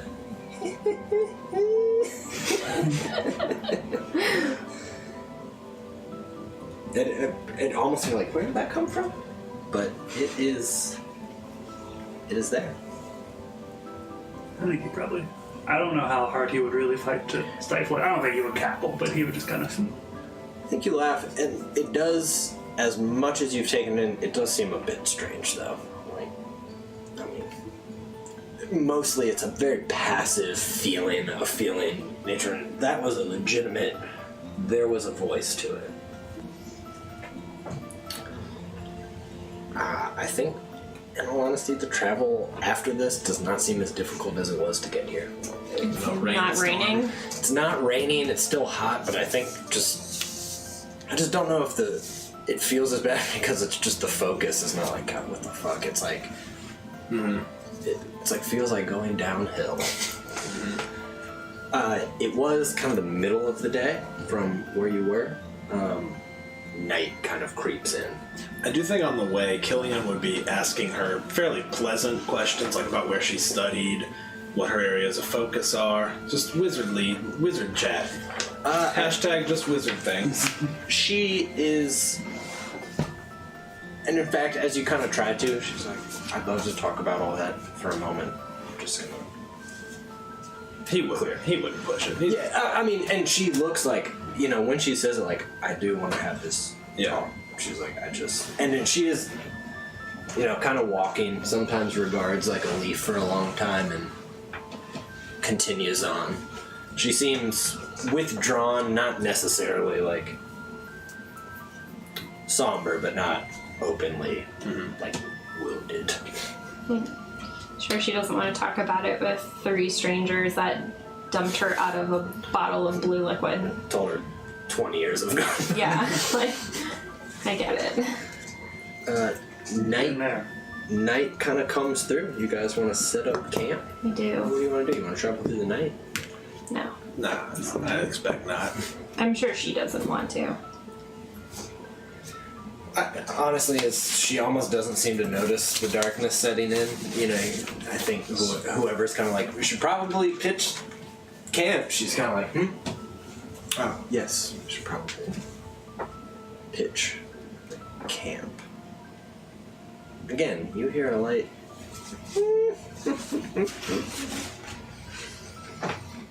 Is it like creepy sounding or happy sounding? I think or you recognize that it is both part of nature and disconnected from nature at the same time, which is a little bit of an enigma. It does not sound sinister. It's strange. I mean, it's the exact sound that I made, so Yeah, it's it's both not like like a joyous laugh. Yeah. It's like a it's an mischievous amuse, almost. a very mischievous and amused laugh. As you guys are at camp, you hear those bells again, Hildegard. Ding, ding, ding. You think about the burial. The moment flashes of you, putting the hand back on the holy symbol and all that you've done. You feel comfortable. You feel incredibly and then it's almost like the hairs start to stand up. Like that anticipation right before a storm. All of you see this. Before you, there's light coming out of the center of the jungle. Blinding, just white light that all of you have to kind of put your hands over. And out of nowhere, mist starts to set out and 2 gilded doors open.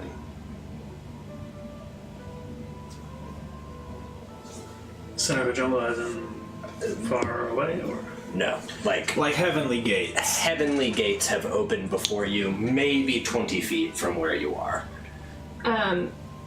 She kneels. Like, she ain't scared.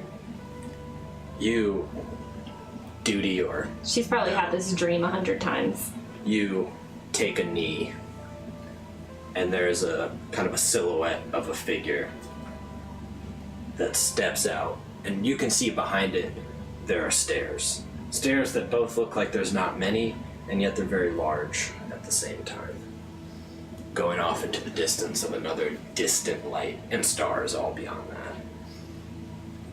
And out steps an androgynous, heavenly looking figure. Dark skin, bald head. Like, I am the guardian, Hildegard. Are you prepared to take your oaths?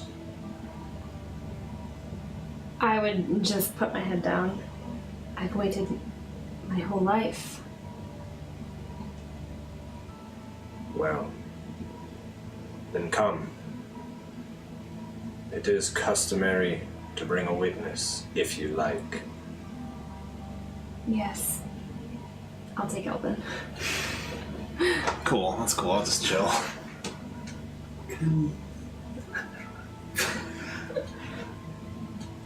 Are you two making the motion to go? I think I'd look back at Killian, maybe kind of like, I wouldn't say, can he come too, but I would be like, No. okay. Fine, we'll leave Killian. Fuck Killian. I mean, I think Killian looks at that like, that's not for me anyways. That's, yeah. and Amelia's there with you, like. And she is mostly looking at you, like, are you seeing this? Going back as you pass. I do think Killian would say to Hildegard in Celestial something like, go in peace.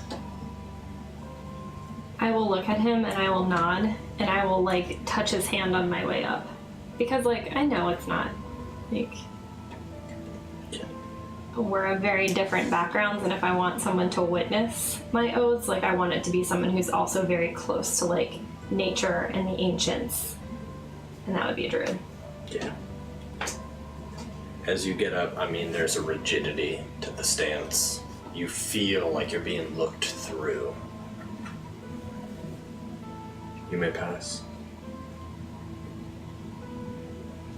I try to act as ceremoniously as I can, but I'm also just like, oh my god. Covered in sweat. Looks at you like, head. It's been some time since one of you has passed these gates. And extends a hand. I think he would say anything. He's kind of blown away by the situation. I'm just done with her. So. I do quickly also think that Killian is stifling some pretty serious fear.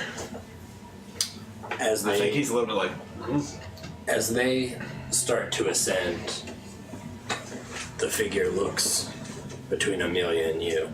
yeah, I don't think Killian could meet its gaze. It just You can looked feel down. a gaze on you even as you turn away, and then you can hear the shut of gilded metal doors. I think Elvin would be looking back at Killian kind of like...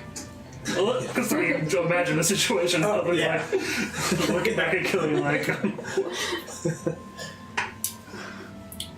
The doors, the light fades, and you are left with Amelia. And I mean, She's kind of she's... staring. I mean, both of you are just looking in the same spot, like still holding whatever, maybe it's food, rations, like the stuff to make a Spellbook fire. and studying. Yeah, I think he'd just be like, I thought the essence of a wizard in a jar was going to be the strangest thing I'd see today. I think he'll just kind of put his stuff down and kind of rub his head. You got that, buddy, right? We'll cut to you two. You two start ascending this staircase. Maybe it's marble. You don't know. It's cool, you feel cool. But you feel the perfect temperature. You can feel the breeze on your face, so it almost feels like it's also drying the hair that's been sticking to you in the heat. Elvin, you feel both incredibly comfortable and a little disconnected. There is no nature here. You're just like, yeah, but where are the trees breathing? Like, so it's strange. Every step you take, as you go to take it, it looks like it's a mile high. But as you lift your foot and press down, it's only a couple inches in front of you. It's laborious. As comfortable as this place is, each step feels like gravity has increased. It's hard to make it up these steps. I'm gonna act like it's not hard. There's no rolls or anything, but by the time you're starting to reach the top, it is like, feels like you have a ton on your back and you're climbing. You know you have to get to the top. Elvin, as you're looking, you're following right where she is leading. As much as it seems like she's going straight up, for a moment you get vertigo because it just spirals off into the distance. Like it's astral in how it moves, and it looks endless at the same time, and you're like...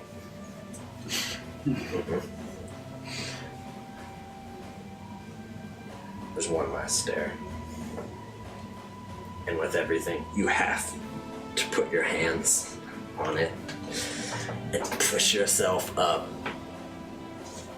And as soon as you reach it, you see columns, Greek-type columns. You see a number of figures kind of just around. A lot of them are Asimar. You see a couple coatls. Is that how you say it? I think so. Yeah, coatls, like flying through the air, curling around things. Some of them walking into being people themselves and shape changing. Like winged snake things. Celestial snake wings. And you know that you're somewhere in like Mount Celestia. Yeah. You have traversed the plains, but this was a bit unexpected. I mean, nobody told you that when you took an oath, this is what was going to happen. This is still a shock. No. And it opens up and it's a crowd. It looks like a painting, you know, like it could be a freeze frame of just a Renaissance painting. But there you are, and you breathe deep, and all of the heaviness is gone. The overwhelming feeling. Actually, how do you feel? I'm not going to tell you what the overwhelming feeling is. How do you feel about being here? Probably like, you know, the euphoria that you would get at the end of a marathon? Yeah, sure. I think that makes sense. You're... Like a runner's high, where it's like, it was really hard work and you hate it, but you love it. Everything feels like it's almost jelly, but there's electricity in there. And you're smiling even though you didn't realize that you're smiling. Like, you're like, my cheeks are starting to hurt. Oh, fuck, I'm smiling. And you're there, and Elbin, you see the same thing. There's light and coming out of cloud from nothing. The cloud isn't necessarily moving to any wind. It just is kind of amorphously collapsing and expanding.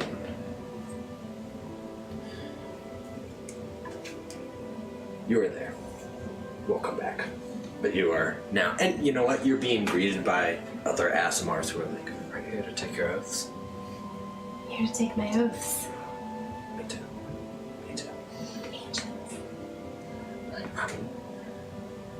It's not the ancients for me, but I respect that, of course. It's... I mean, a few of them are clearly talking about their oaths, which are just the different orders. Of course, yeah. But you're like... I would know them. You're like, of course. I could tell by, I could tell by the weapon. And so, you're doing greetings. Most of them are in no sort of shitty way, like kind of going from Hildegard to looking at you, looking down, and are like, I'm so glad you're here to witness. It is devoid of any haughtiness or superiority. It's just a clear, like, and your oaths, you're not taking oaths.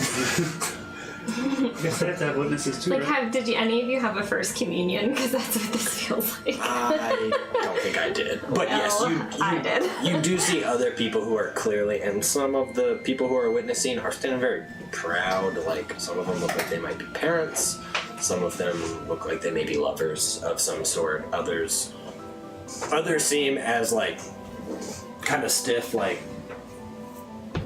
they are just like, others are just walking. More people who are witnesses are walking as opposed to the Asimar who are just like...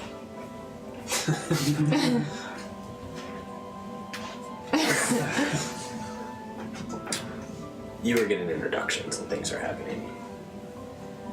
You and Amelia, I mean, have the shock over a couple minutes has, like, I think calmed down. We would sit for a couple of minutes, probably just like, all right. That was interesting. I mean, they have to have gone to Celestia, right? That was what I was thinking as well. Strange. I suppose she's someone important. I guess so. I don't really know. I don't think everyone gets a golden double-door entrance with an angel leading you upstairs. I certainly will never feckin' see that in my life. You're right. Who would have read about it? I think at that he'll pull a flask or something. Just like, oh, here's to never seeing golden doors. She's like, fucking oath. I mean, she drinks. So where are you from? Well, have you been to Waterdeep? Of course. From there. She's like, alright. She's like, spent most of my time up in Neverwinter. Like, that's where we had the outfit from. Crimson Company. always... Never mind. I think it's gonna say like, and it's truly never winter, but then he thinks about it, so, oh wait, no, that's pretty north of the, yeah, no, it's just a name. Like, abort. Trying to act like he knows what he's talking about. You know what they say? I don't recognize what type of wizard what's your focus? Well, I was specifically trained in war magic. How about you? Evocation myself, so Saw it. yeah, I've done a few duels. Suppose I grew up like most people do on the Sword Coast, thinking I was gonna be Tarn. It's gonna be a miracle. And do something like that. Yes. Guess we don't all end up as that. What brought you to Jolt in the first place? The tower?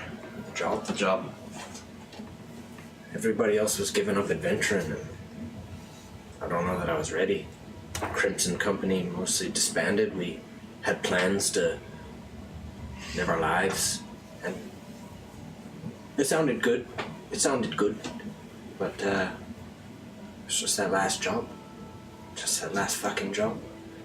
And I think he'd kind of have stopped listening for the last couple sentences she said, and I think he would just kind of look back and be like, can I tell you something? And you won't tell my friends if they come back. Of course. I can't imagine that you'd have much of the opportunity. And I think he'd kind of pull back his hood and sort of just like mat his hair down and be like, can you see? He'll kind of push it to the side. And I'll kind of put it back on and just stare back at her. I mean, there's a long minute where she is like, says nothing and is not breaking eye contact. She does. She gulps hard. I Still? didn't choose it. I didn't choose it. I get it. Makes sense. I've never been to Waterdeep. I fucking know. She's like, we all tell each other different types of things. Well, I don't know. Thanks for that. Feels good telling someone. I've told no one, actually. Just you, so keep that to yourself. Secret's safe with me. Suppose I could give you this, since you helped me out. Starts rummaging through. She's like, I was gonna sell it, because I already got one myself. She pulls out what looks like a blank book. I mean, so normal, and it's ridiculous. She hands it to you. Like, what's this? As you take it, and it looks exactly like your spell book. It's an everlasting spell book. Can't drown it, burn it. You're like, thank you. That's wonderful. That's wonderful. Another drink then. We'll cut from there. We're gonna be coming back to y'all. Fucking liar. What? What? You don't know anything. What'd you show him on your head? What are you talking about? You got a tattoo. I saw it from up in heaven. I saw it. Is this where you want to be when Hildegard comes back? Angels are always watching. She's like, and I don't want the world to see me.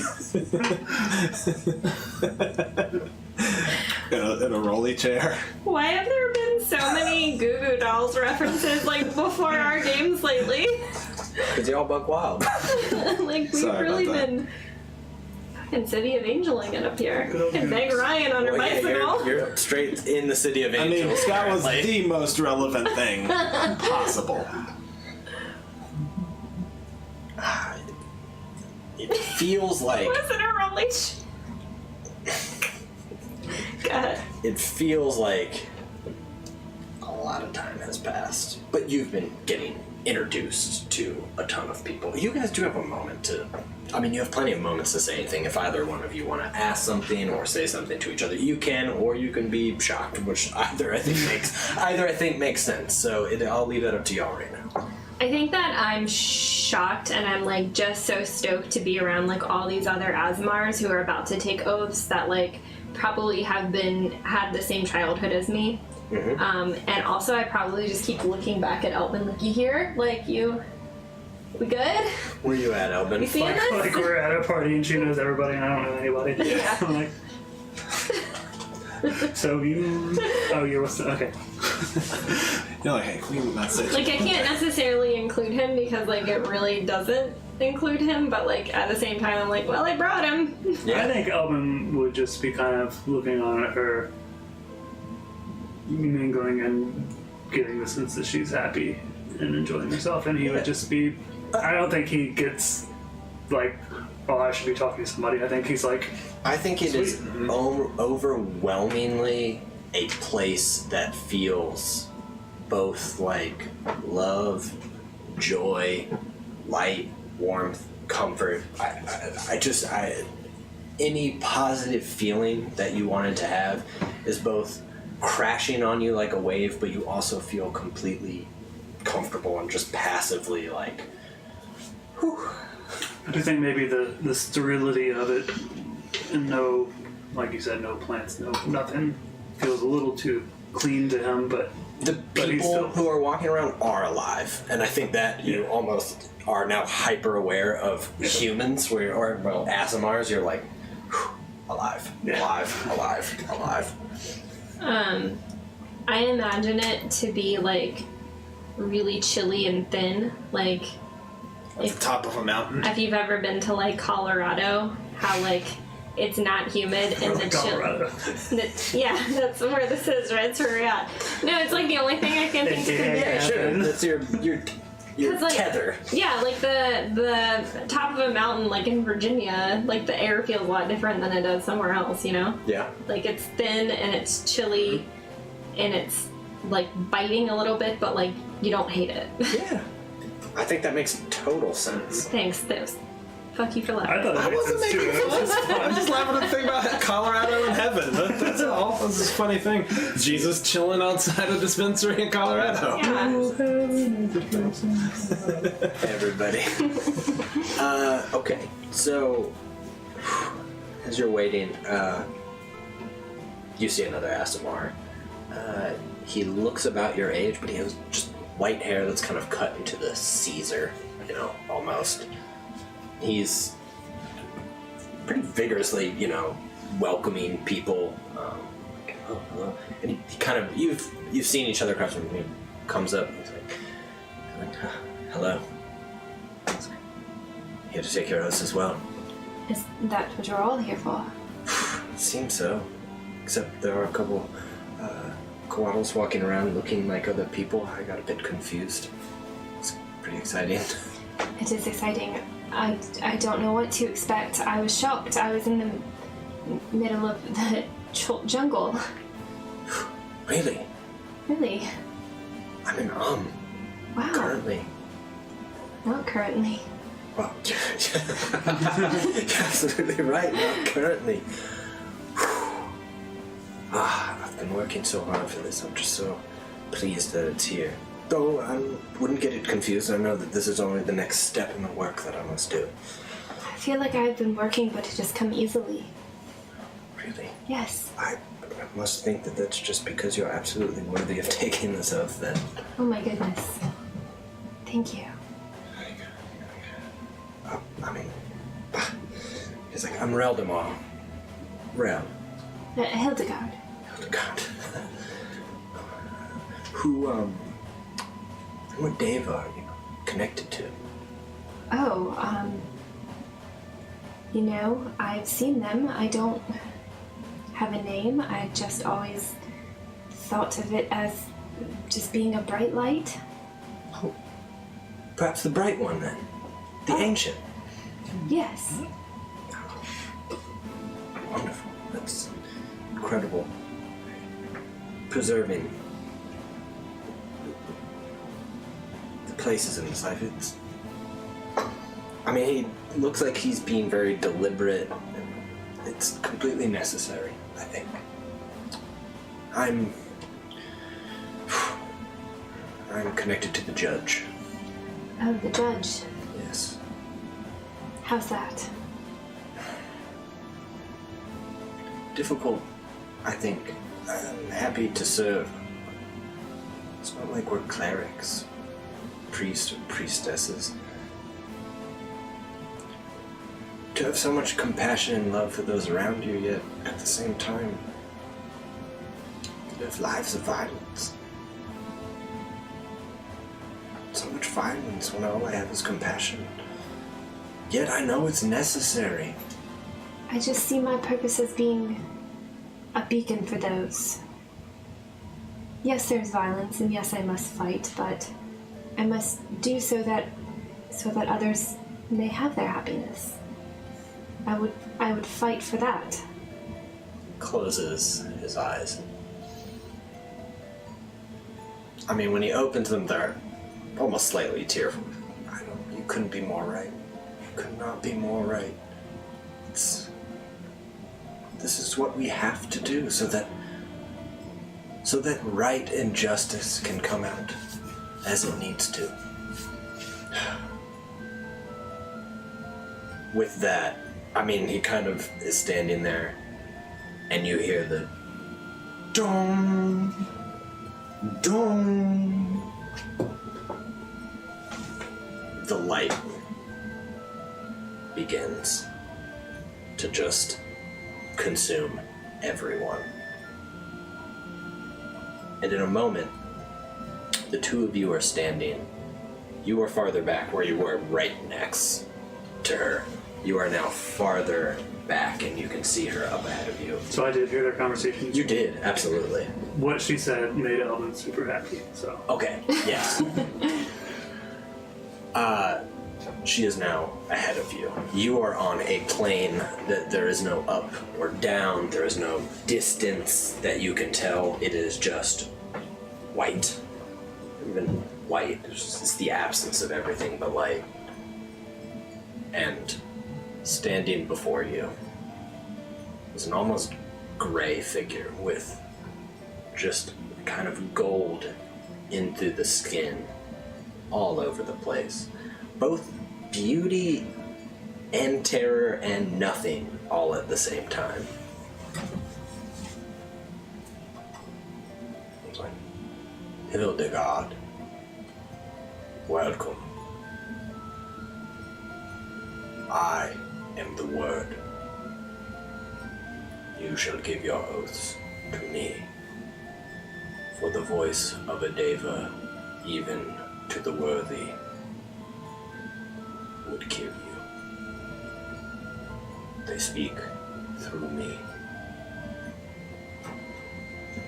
Just too scared to say anything. You are but a feather on the wings of the Bright One.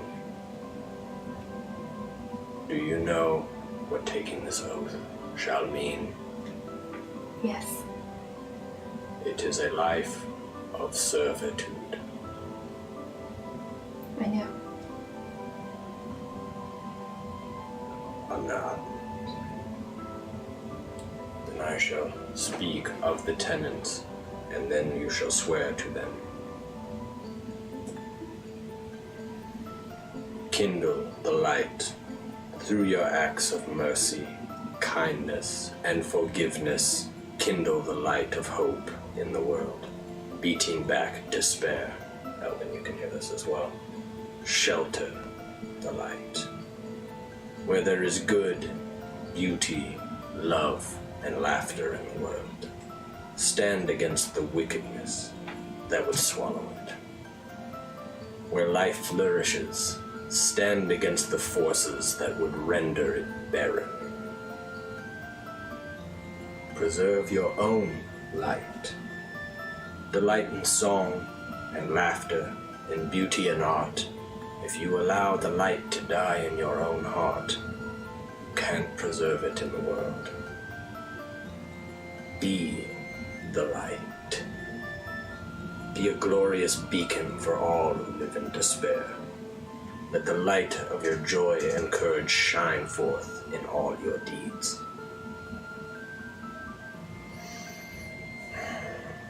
Shall you be merciful? I shall be merciful. Shall you be kind? I shall be kind. Shall you show forgiveness? Always forgiveness. Shall you shelter, preserve, and kindle the light wherever you can find it? I will shelter, preserve, and kindle the light wherever I find it. You shall never let it go out within your own heart. The light will never go out in my own heart. Leans in close to you. Then you shall be the light. And there is a flash. And the word is gone. You are all back in a moment where you were. But as you look down, your breastplate has changed. You are completely clean, brand new. Your hair, the wisps of it are in this kind of cool wind. On your breastplate, there's a large tree that stretches out engraved, and through it, there's the engravings of beams of light coming right out the center. It is gleaming mithril armor, a breastplate. It's light. It does not require you to have any strength. If there would be disadvantage on dex checks, it does not. It also can take no blood or anything. It can never be dirty. And it is definitely a more golden or brass hue. Tight. I'm gonna come back to you. I will say, I think every time he asked her a question, Ellen would kind of be like nodding, like sort of answering too. Like, Yeah. he was like, "This is right up my alley." Sounds right. Yeah. Sounds good. It not only makes sense, it sounds familiar. Definitely wasn't from this. The voice wasn't right. But you're kind of like, I feel like a mushroom told me that.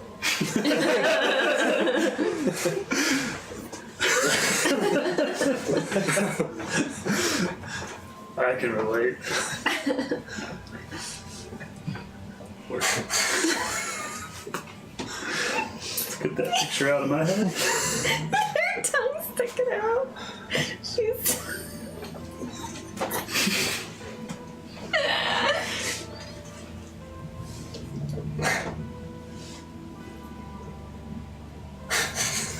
I'm good. Thinking about the mushroom? Yeah, Yeah, I was thinking about straight up talking mushroom. It's like, okay. The conversation's gone on a bit. You've been passing the flask back and forth. You've shared a lot. Kind of both. I think that just be him be shooting the shit more or less at this point. And you have, and you've learned about her. It sounds like, it sounds like she's a bit more powerful than you are right now. You also get a bit more of the Crimson Company. I mean, she, somewhat in the same way as Ulfgar, I mean, she doesn't know that time's passed, so she's like, she also forgets that time's passed. She's like, well, you remember that business and blah, blah, blah. Well, we were the ones to take her. I mean, you have no fucking idea. She'll catch it at some point and be like, no, I guess you didn't know about that, would you? How old are you? He's young. He's like 22, I think. So this is all happening when he was like 2 years old. Or not. Or not born. Or not Yeah. even born, yeah. Yeah. She was like, people you're traveling with, your friends, they good at what they do? Seem like they're good at what they do. They are pretty good at what they do, yes. I think, at least for now, it makes sense to remain with them. We can turn a bit of coin. A lot of money to be made. I'm hearing this one. I guess it'd be a bit of advice. If you find a crew, you should stick with them if they're any good.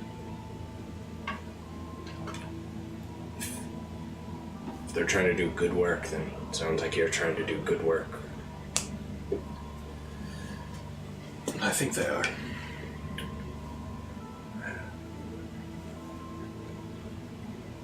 You gotta get behind them, I guess, or keep on fucking running. Yeah. I think that's the only thing.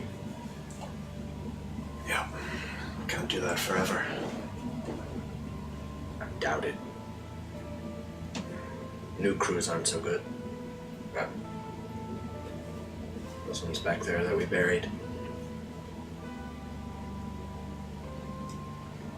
my fault. I knew they weren't ready. They were green. There were no Crimson Company. And on one hand, I told them there'd be a payoff. And we would have had a ton of gold. But you'll understand. It wasn't about that. I had to get back out there. And I don't care who paid us. I wanted those secrets. I wanted to know what that fuck did. There's powerful magic in there. And I feel even more guilty. That's still what I'm thinking about. And I think that's definitely speaking to him. It's just like, probably holding the flask, just staring at her directly. I mourned them because they were people that listened to me and followed me, but we weren't friends. Like just somebody who had my own agenda that led them into their fucking deaths. Told them they'd get rich. Even if I still get paid now, fat lot of bloody fucking good it'll do them, huh? I was always taught that lives of underlings are cheap.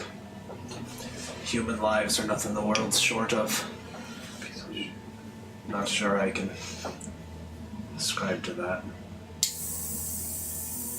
I seem to have sprung a leak. There's a snake on The mushroom talking to Andrew.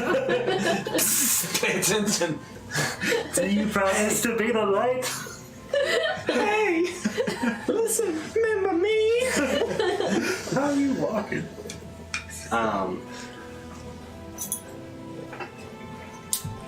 She takes a long drink and she's like, suppose that makes sense. It's like, as fact as that is, I don't know if most wizards feel that different. Maybe they just pretend to. We all delve into them secrets. The power is exhilarating. Even the power, it's not just that. The dog is just perpetually licking her chops over here. It's just... She's like, Power. It's not even, it's figuring out a secret though. It's unlocking something. It feels like you've unlocked the astral plane. The drive to know. To just know. You just want to know. It's like knowing that there's even something gruesome out there, but I have to fucking look. I have to know. At the same time, I had people. People I still want to see. I suspect Ulfgar will be happy to see you. At least you've got that. I've got no one to turn to. We got a familiar. I do have that. Kind of scratcher. Maybe like a little bit of meat. Just suppose that Elbin and Hildegard, I think they're people I could like. Not Elbin though. See him out of the corner of my eye. I think they can. I think you're probably safer with them. Suppose you already know. Don't ever fucking tell them. Don't ever fucking tell them. Don't intend to. I can't imagine they'd want to keep me around. If I hadn't gone through this and been helped by you, I probably would have killed you where you stood. I can't say I wouldn't deserve it.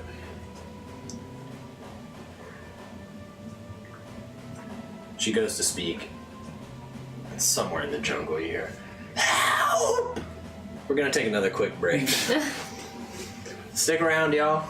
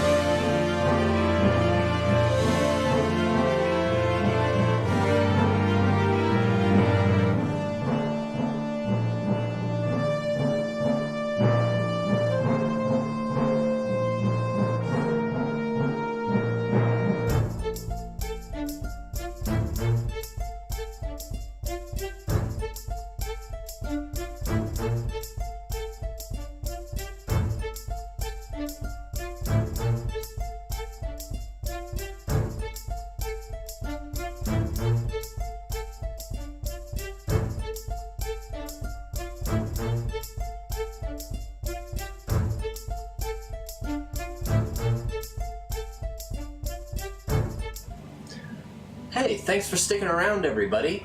I hope you've enjoyed the session so far. I definitely have.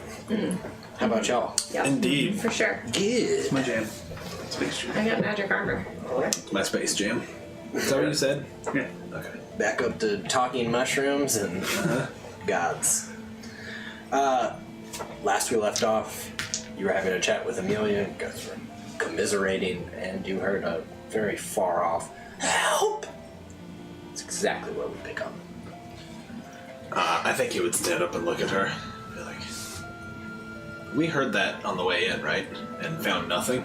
Yeah, it does sound like a different voice, but similar in the desperation. How far away does it sound roughly? Like hundreds of yards. I'm the only one who heard that, right? The first time? Didn't you tell us when we searched for it? Yeah, I told you. Yeah. Yeah, okay. Well then, yeah, and not being able to compare, he would say, when we were coming here, Elbin heard that exactly, a voice yelling help. We searched for some time and found nothing.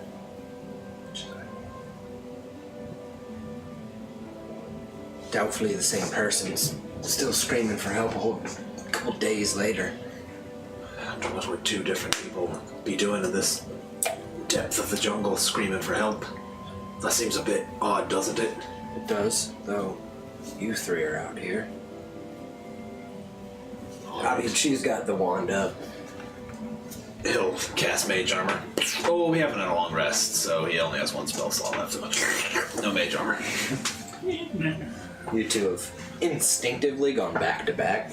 Yeah. I mean, He'll have the Palpatine fingers up. neither one of you said a single thing about it, but you both just kind of gone back to back with that.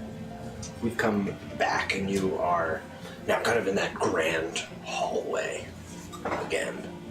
And you see Rel coming out, and he also has armor that is gleaming, and he is, I mean, wiping tears. Just, I would go up and give him a hug. I mean, it is a good hug that you receive. It's tight and it's held, and both of you are there and you are connected in this moment. He pushes off. I'm so glad we're going on this journey together. Where will you be going now? I guess back to Alm. Far from me. Controlled. Just an ocean across. Here. Stone, you can speak to me. If you want. You don't have to. No, I would love that. Okay. I'll take out the one of the gems of the eyes of the basilisk and give it to him. I can explain and be like, you can't talk to me, but this is something valuable that I found, and you are a valuable friend, so. Thank you. I'd be able to talk back, I suppose, if you're in trouble, I would do my utmost, or I can compare notes. Yes, I would love that. Best of luck and go in grace. I'm so sorry. I'm Rel. Melbourne. Alden. Congratulations. Thank Did you. you just get a dude's phone number? Just kidding. Yeah, be jealous Yeah. of it. Where's Raven right now? Where's Raven right now? Raven, are you seeing this? He's like, it's been a momentous day for me. I'm so glad you could witness Hildegard, and welcome. Thank you. Me too. Well, my friends, I suppose I'm off. Do you have just a minute? Yes, of course. I just want to be happy for just a little bit longer. Two. He closes his eyes and almost like it's prayer, but doesn't seem forced. It seems fine. You guys stand for a couple minutes. Elbin, you're. It goes on. It goes on longer than they seem to think that it was going on. Let me know when you're done. It ends and he farewell. Go in night, go in grace. And he starts walking down the stairs, but immediately as he hits the first stair, he just disappears. Off screen. Where did you say he was going? On? Yep. AMN. AMN. You would know it is on the Sword Coast side. It's, you would have stopped in one of the ports on your way to Chult without having, fully gone, into but it's run by Merchant Prince. It's right next to the desert, too. Okay. You guys leave? You stay? Say something? I think I would just, take Elvin, around the shoulder. I was gonna touch Don't fucking touch me. Be careful. It's kind of gross. It's I'll got a explode like a... got a fungus. Mephit. like a meth head. And I would just leave him down the stairs. To begin walking down.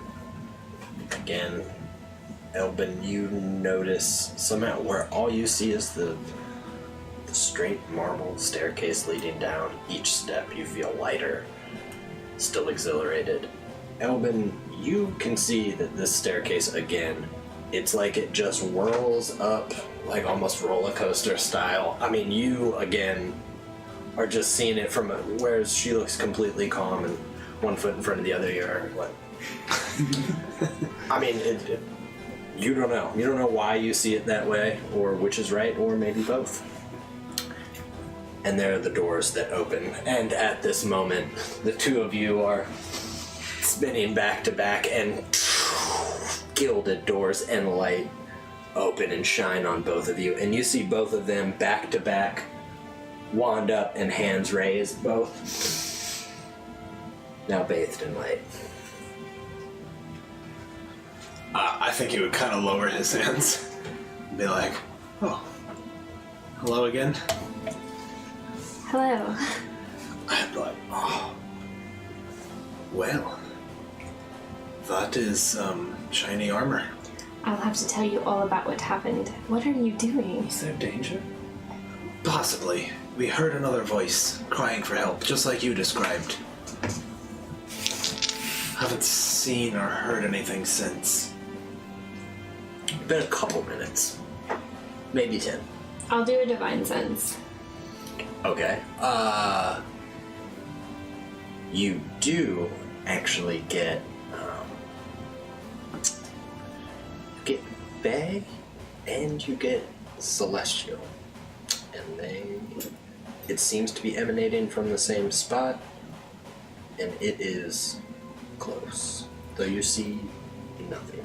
Emanating from the same spot as what? Like the same entity. Seems you're like Fae, Celestial, Fae, I don't know. It's not you, it's not from behind you. It's like you feel like you're like, I mean, it's like a couple yards. Would a Fae or a Celestial be something that it's not harmful? Fae could be. Could be. Yeah, Fae definitely could be. Yeah, but Celestial, not necessarily, no. Okay. No fiends or anything like that. Okay, no one did. Yeah, you can definitely sense it's within 30 feet of you. You can almost have a pretty direct, I mean, it should be right there. But I just can't see anything. Mm-hmm. I would say I sense a Celestial. Maybe a Fae, but a Celestial, but I can't see it. Whoever's here now, show yourself! He'll say, kind of. I mean, Amelia is still pressed against his back, but also, kind of puts the wand, over his shoulder, looking, and is I mean, they're... I think you also both they look a little sauced. I mean, Yeah. Whoever's here, show yourself! it's not full on, but they definitely both kind of have the same look of, They have to close one eye, Yeah. look out into the jungle. Amelia's close her eyes tight, opens them They again. point at my face and I'm like, Gotta get the scotch out. Yeah, for, you gotta. Well, once the depth perception. you gotta give up depth perception for clarity. That's the rule. Just It's still going because it lasts a minute. You feel it retreating. Getting further and further away. Yeah. You hear nothing, you see nothing but the presence that you feel. Do I feel in danger? I don't know that would tell you that, and I don't think I don't think that you have a feeling one way or another. Okay. It doesn't necessarily. I don't know. It kind of either feels like it turned or maybe backed up slowly. Okay. I think Killian would follow up with no response. Be like, look, whoever or whatever you are, we won't hurt you. Unless you wish to harm us. Added that. Elbin, for a moment, you hear somewhere deep in your head. But it feels like it's in my head, not. You hear it in your head, but you also have the overwhelming feeling like it's like everybody's having a laugh, and by everybody, it's all of the trees, every seedling, bit of moss, all of the bugs, like every bit of nature is like. Just having a bit of a laugh. You having a laugh. Just taking the piss. I think he would. Is there other trees nearby? I mean, I'm guessing there are. Oh, yeah, you're surrounded. I think he'd put his hand on a tree and just like close his eyes and try and get something like, connect and feel. Okay. Because he doesn't know what's going on. You connect to the tree and you hear the dissonant laughter kind of all over, but you are touching the bark. And now, again, quicker and with almost a breakneck speed, you're through the bark. You feel every bit of moisture that's happening. It's gone to a microscopic level of like cells happening, water, osmosis, and you travel the root system down and it goes deep. And it keeps digging deeper, and you feel like there's something deeper than these roots can even reach. Somewhere far beneath the land. And you just... And then you are kind of back. Does it feel ominous or just something?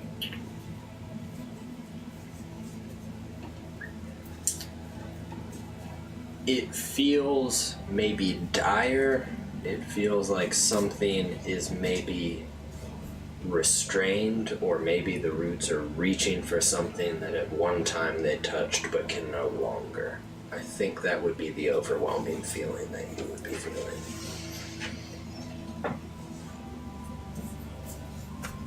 Bird? Okay. I mean, you Yeah. Huh? Around Rel? Yeah, draw some No. hearts. Do it when you go to bed. No, okay. Put it on your butterfly trapper. R plus H forever. I don't think you would know what to do with that, really. I mean, sometimes it's like when you've connected to the trees where you're from, it's like you can feel them slowly, lumberingly moving their roots towards water or light. I mean, it's just... And it takes you a day to even get that, to feel like the minor bit of a root system making a centimeter of headway. And the tree, one bit closer to water. But these are more like desperate. There's a bit of desperation to it, yeah. Almost. Yeah, I mean, I don't know. Maybe a plea.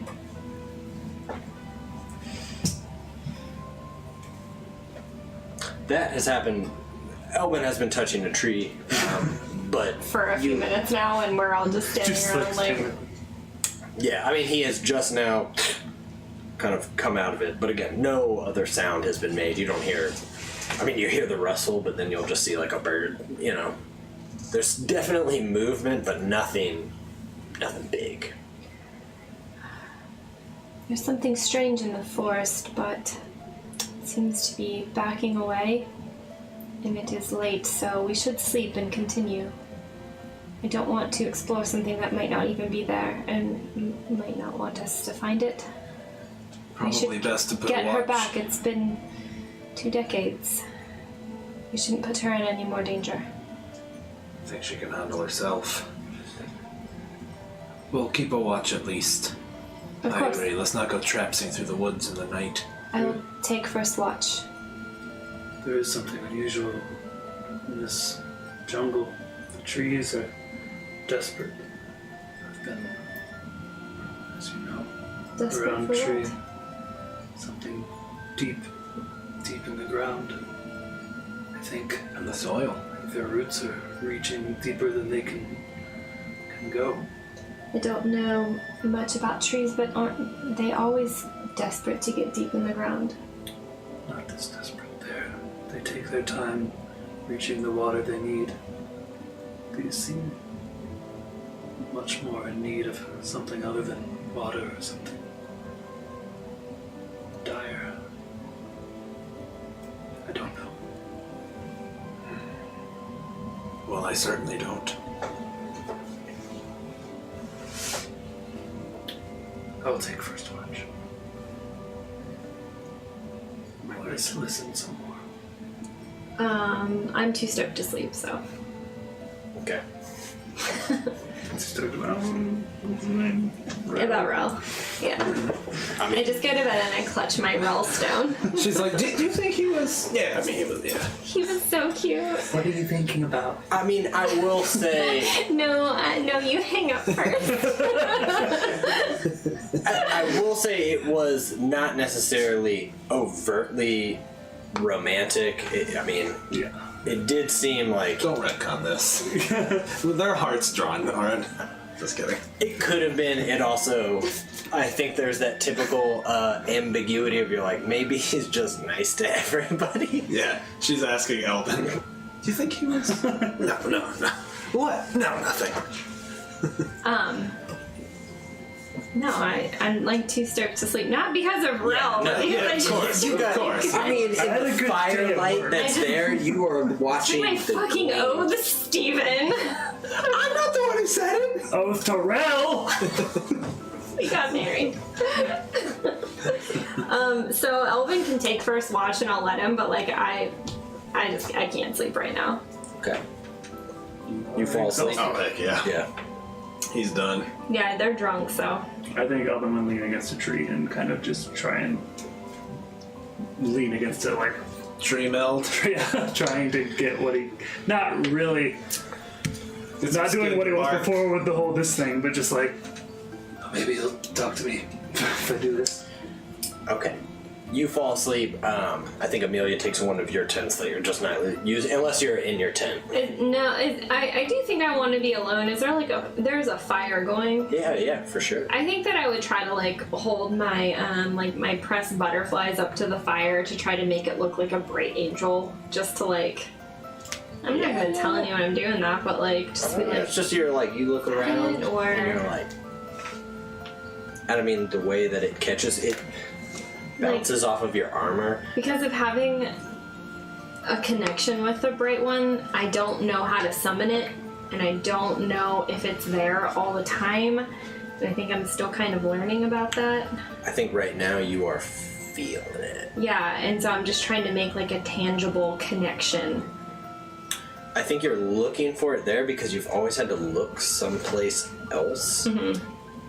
I think there is the comforting realization as you are staring deeply into this that you aren't going to see it because you feel it. Yeah.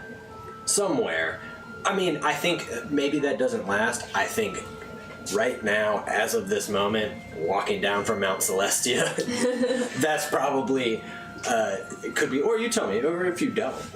No, I totally do, Okay. but I think I'm just like trying to like hold on to something from Yeah. the experience, where I'm just like, oh, like I just want to remember, like, I just want to be, like, connected to it again, so I'm just trying to, like... Yeah, the concert's over, you're in the parking lot. Yeah. You're still stoked, but, like, you're I'm like, sniffing my merch shirt, like... Yeah. Yeah. You're taking your cassette tape, putting it in, even though you just saw him. Yeah, I'm gonna sing it all the way home. wear my band shirt to school the You're next wearing your day. band breastplate. Yeah. Which is, like, rule number 1 of cool, like, you don't wear the shirt of the band you saw the night before.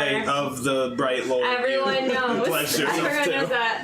Most of us have learned that lesson the hard way. That was trial and error. As you are there, I think you are enraptured enough with that you do not notice this. You are asleep. Amelia is asleep. You're kind of sitting, trying to connect, and you see a lizard. And then there's a snake. There's small, like, mammals that you look maybe somewhat like squirrels, but you don't fully recognize because they're just not animals you're familiar with. A monkey is now, like, made its way. As you're looking around, all of these animals have kind of surrounded you and are sitting in a circle. And as you're looking, you don't see it happen, but a vine from the tree wraps around your mouth. And you can't speak. And then you feel vines come around your chest and your arms. And you start to get pulled back into the tree. A sensation that is not pleasant at first. You feel vines go into your ears, close your eyes, up your nostrils, and down your throat. So Not pleasant at first. Right. So it's strange because there's an aspect, obviously, how terrifying that is, but after a moment, you're sinking. You're sinking deep through the root system, under the soil, and you're just pushing. You open your eyes and you're no longer in darkness of soil. It's like you're floating, and each of your fingers has vines spreading out. It almost looks like a circulatory system of small vines, and it's just connected. And each piece of you is connected to what feels like the entirety of the jungle of Chold, and it is overwhelming. You can't process information fast enough. You're like, it's storming, like it's storming to the north, like the trees are happy, we're drinking water. Another is, even the animals as well, you're like, you're a small animal, you're like, I'm afraid. And then pain, but another animal immediately after, sated, because it's just eaten, and it's just too much. But then you're standing in the middle of the forest, alone. And there's 2 eyes, large eyes looking at you, and you hear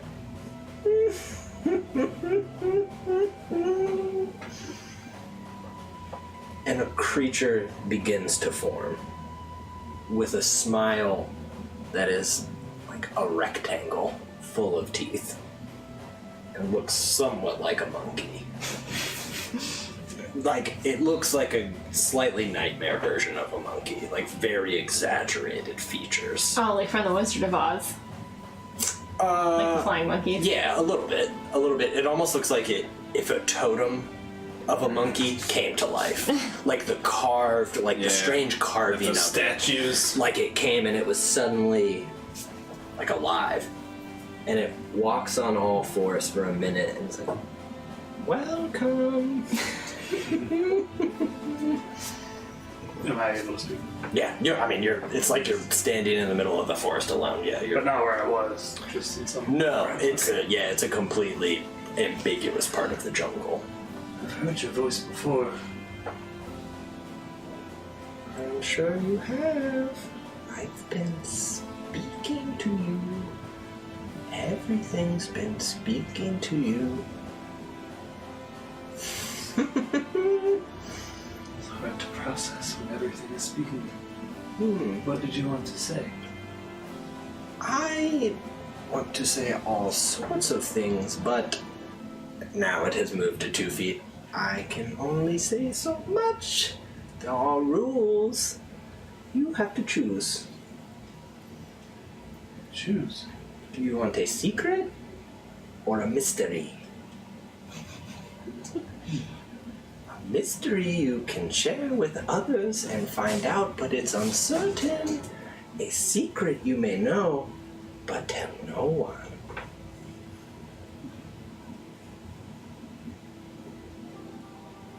Like a mystery. Mystery. Good choice. Why are the trees calling to you? That is a mystery. I know, had you chose secret, you would know too, but you didn't. You just gave me a question I already had. No answer. Maybe it's because it's the right question.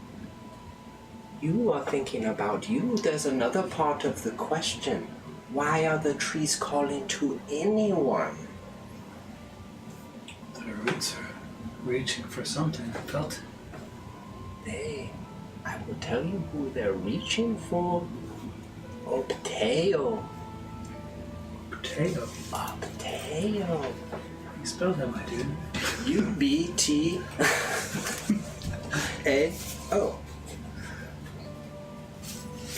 What is that? All of this is Ubteo. I am Ubteo. One Piece. My potato? Interesting question. Who knows? You are not from here, so I'm thinking no, but then again, a seed from one place in another is still a seed. Yes? Yes? Okay. There are things here that are rotting the heart of the jungle. Why do the trees want them? The trees do not want they rot. What do the trees want? Should I help them? Can I help them? Can you and do you want to or two things? I think maybe you could try. Maybe not. And you can go away. What would happen if I helped them? I don't know. I guess it would be you helping them. They could connect to Obtail. The trees are still Obtail, but they cannot touch its heart. And yet they call for you. How can I answer them? Should I answer them? I'm sure that would make itself, well, if not clear, slightly more obvious. I'm sorry for the trick I have played on you by dragging you here inside of the tree. Let's see. I don't mind. I wouldn't think that you would, because as I said, I know what you are. Here's a gift for my little trick. And there's a bag, a gray bag, that it tosses to you. I'd be a little nervous because this guy seems tricksy, but you open it. It's got a number of little figures like a number of little tiny figures in there. It's like, don't use it now. They might help you out, your little friends. Anyway, I'll be seeing you and your friends soon. Okay. Will I still hear you laugh? Only if I'm laughing. I'm always laughing. And just disappears. And you're standing there for a moment. You close your eyes. When you open them again you're connected. It's as if your veins have been pulled out of your body and they are root systems connected to everything. And you almost have to pull them back in. And you pull yourself out of the tree. And it's already receded from your throat. and your ears and everything. But all of the animals are still sitting there in a circle.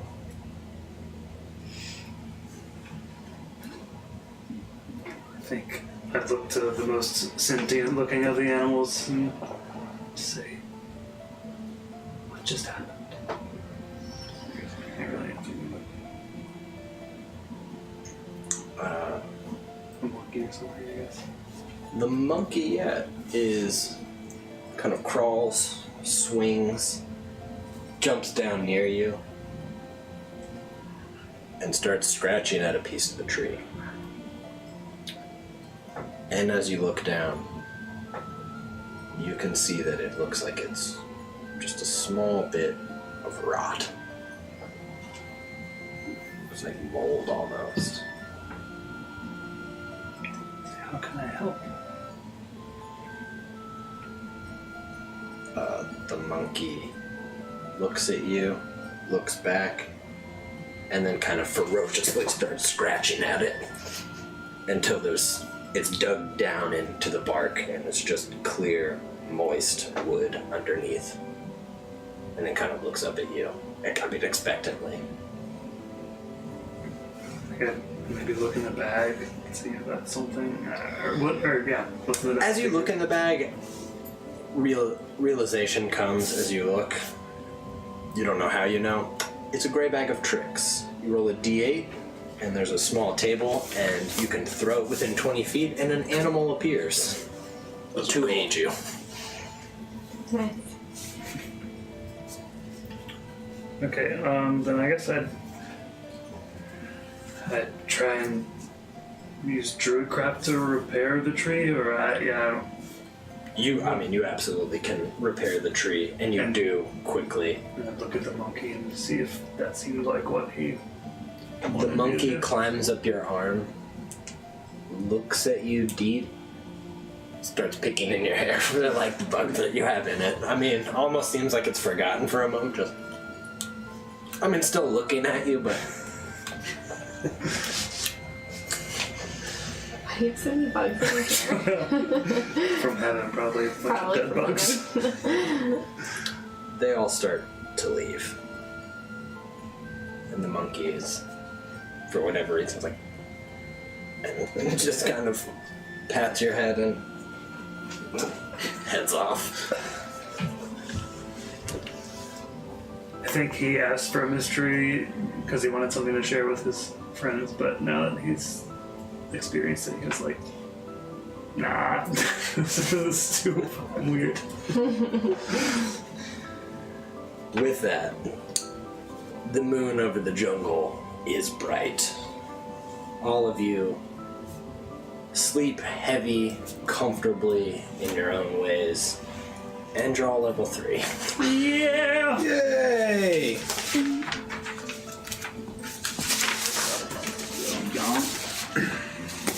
Tight, y'all.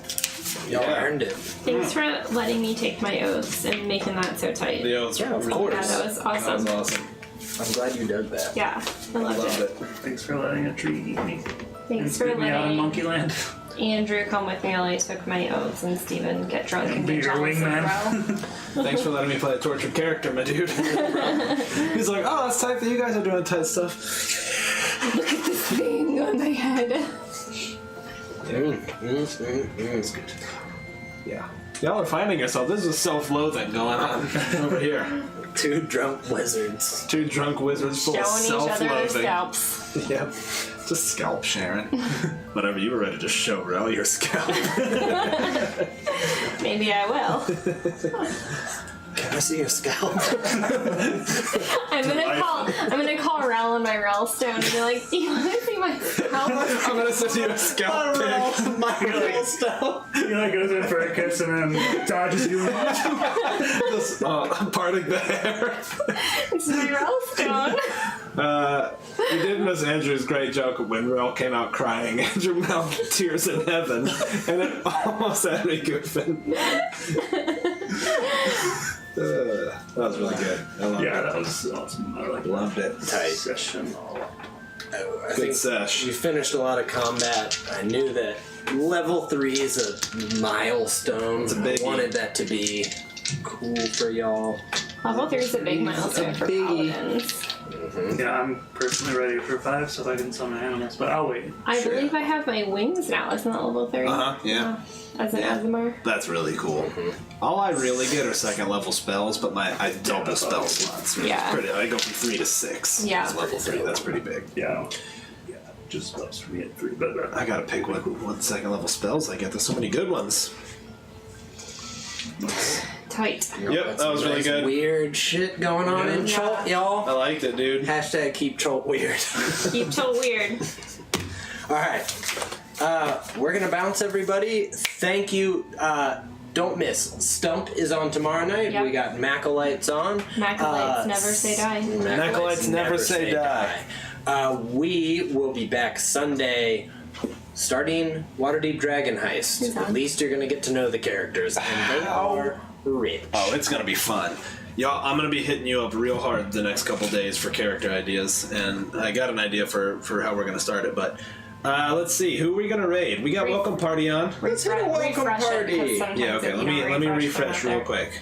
Hey, I hope everybody enjoyed. I know some people kind of stopped by for some of the first time. Some people followed. Nice. Obviously, y'all just watching fulfills me. It warms my heart. Let's see. Oh, Lindy's on. Let's give Lindy a raid. We've never raided Lindy before. I love Lindy. Tell her I'm sorry I can't come tomorrow, but we're gonna reschedule because that wine won't drink itself. Alright, I will tell her that. All of Alright, it. the raid is commencing. I will drink that wine with you. Yeah. If we talk about him, like, I don't know, he's just so dreamy. I mean, he is a literal angel. think he likes me. We got And the he shit. did. Should I call him? She's like, no, don't. It's only been one day. You're like, I kind of think I should call Where him. did you meet him? In heaven. Can I just Hurt? listen What? to him When you without him ascended knowing? You know, we go to different churches, but I think that's okay. Alright, raid is done.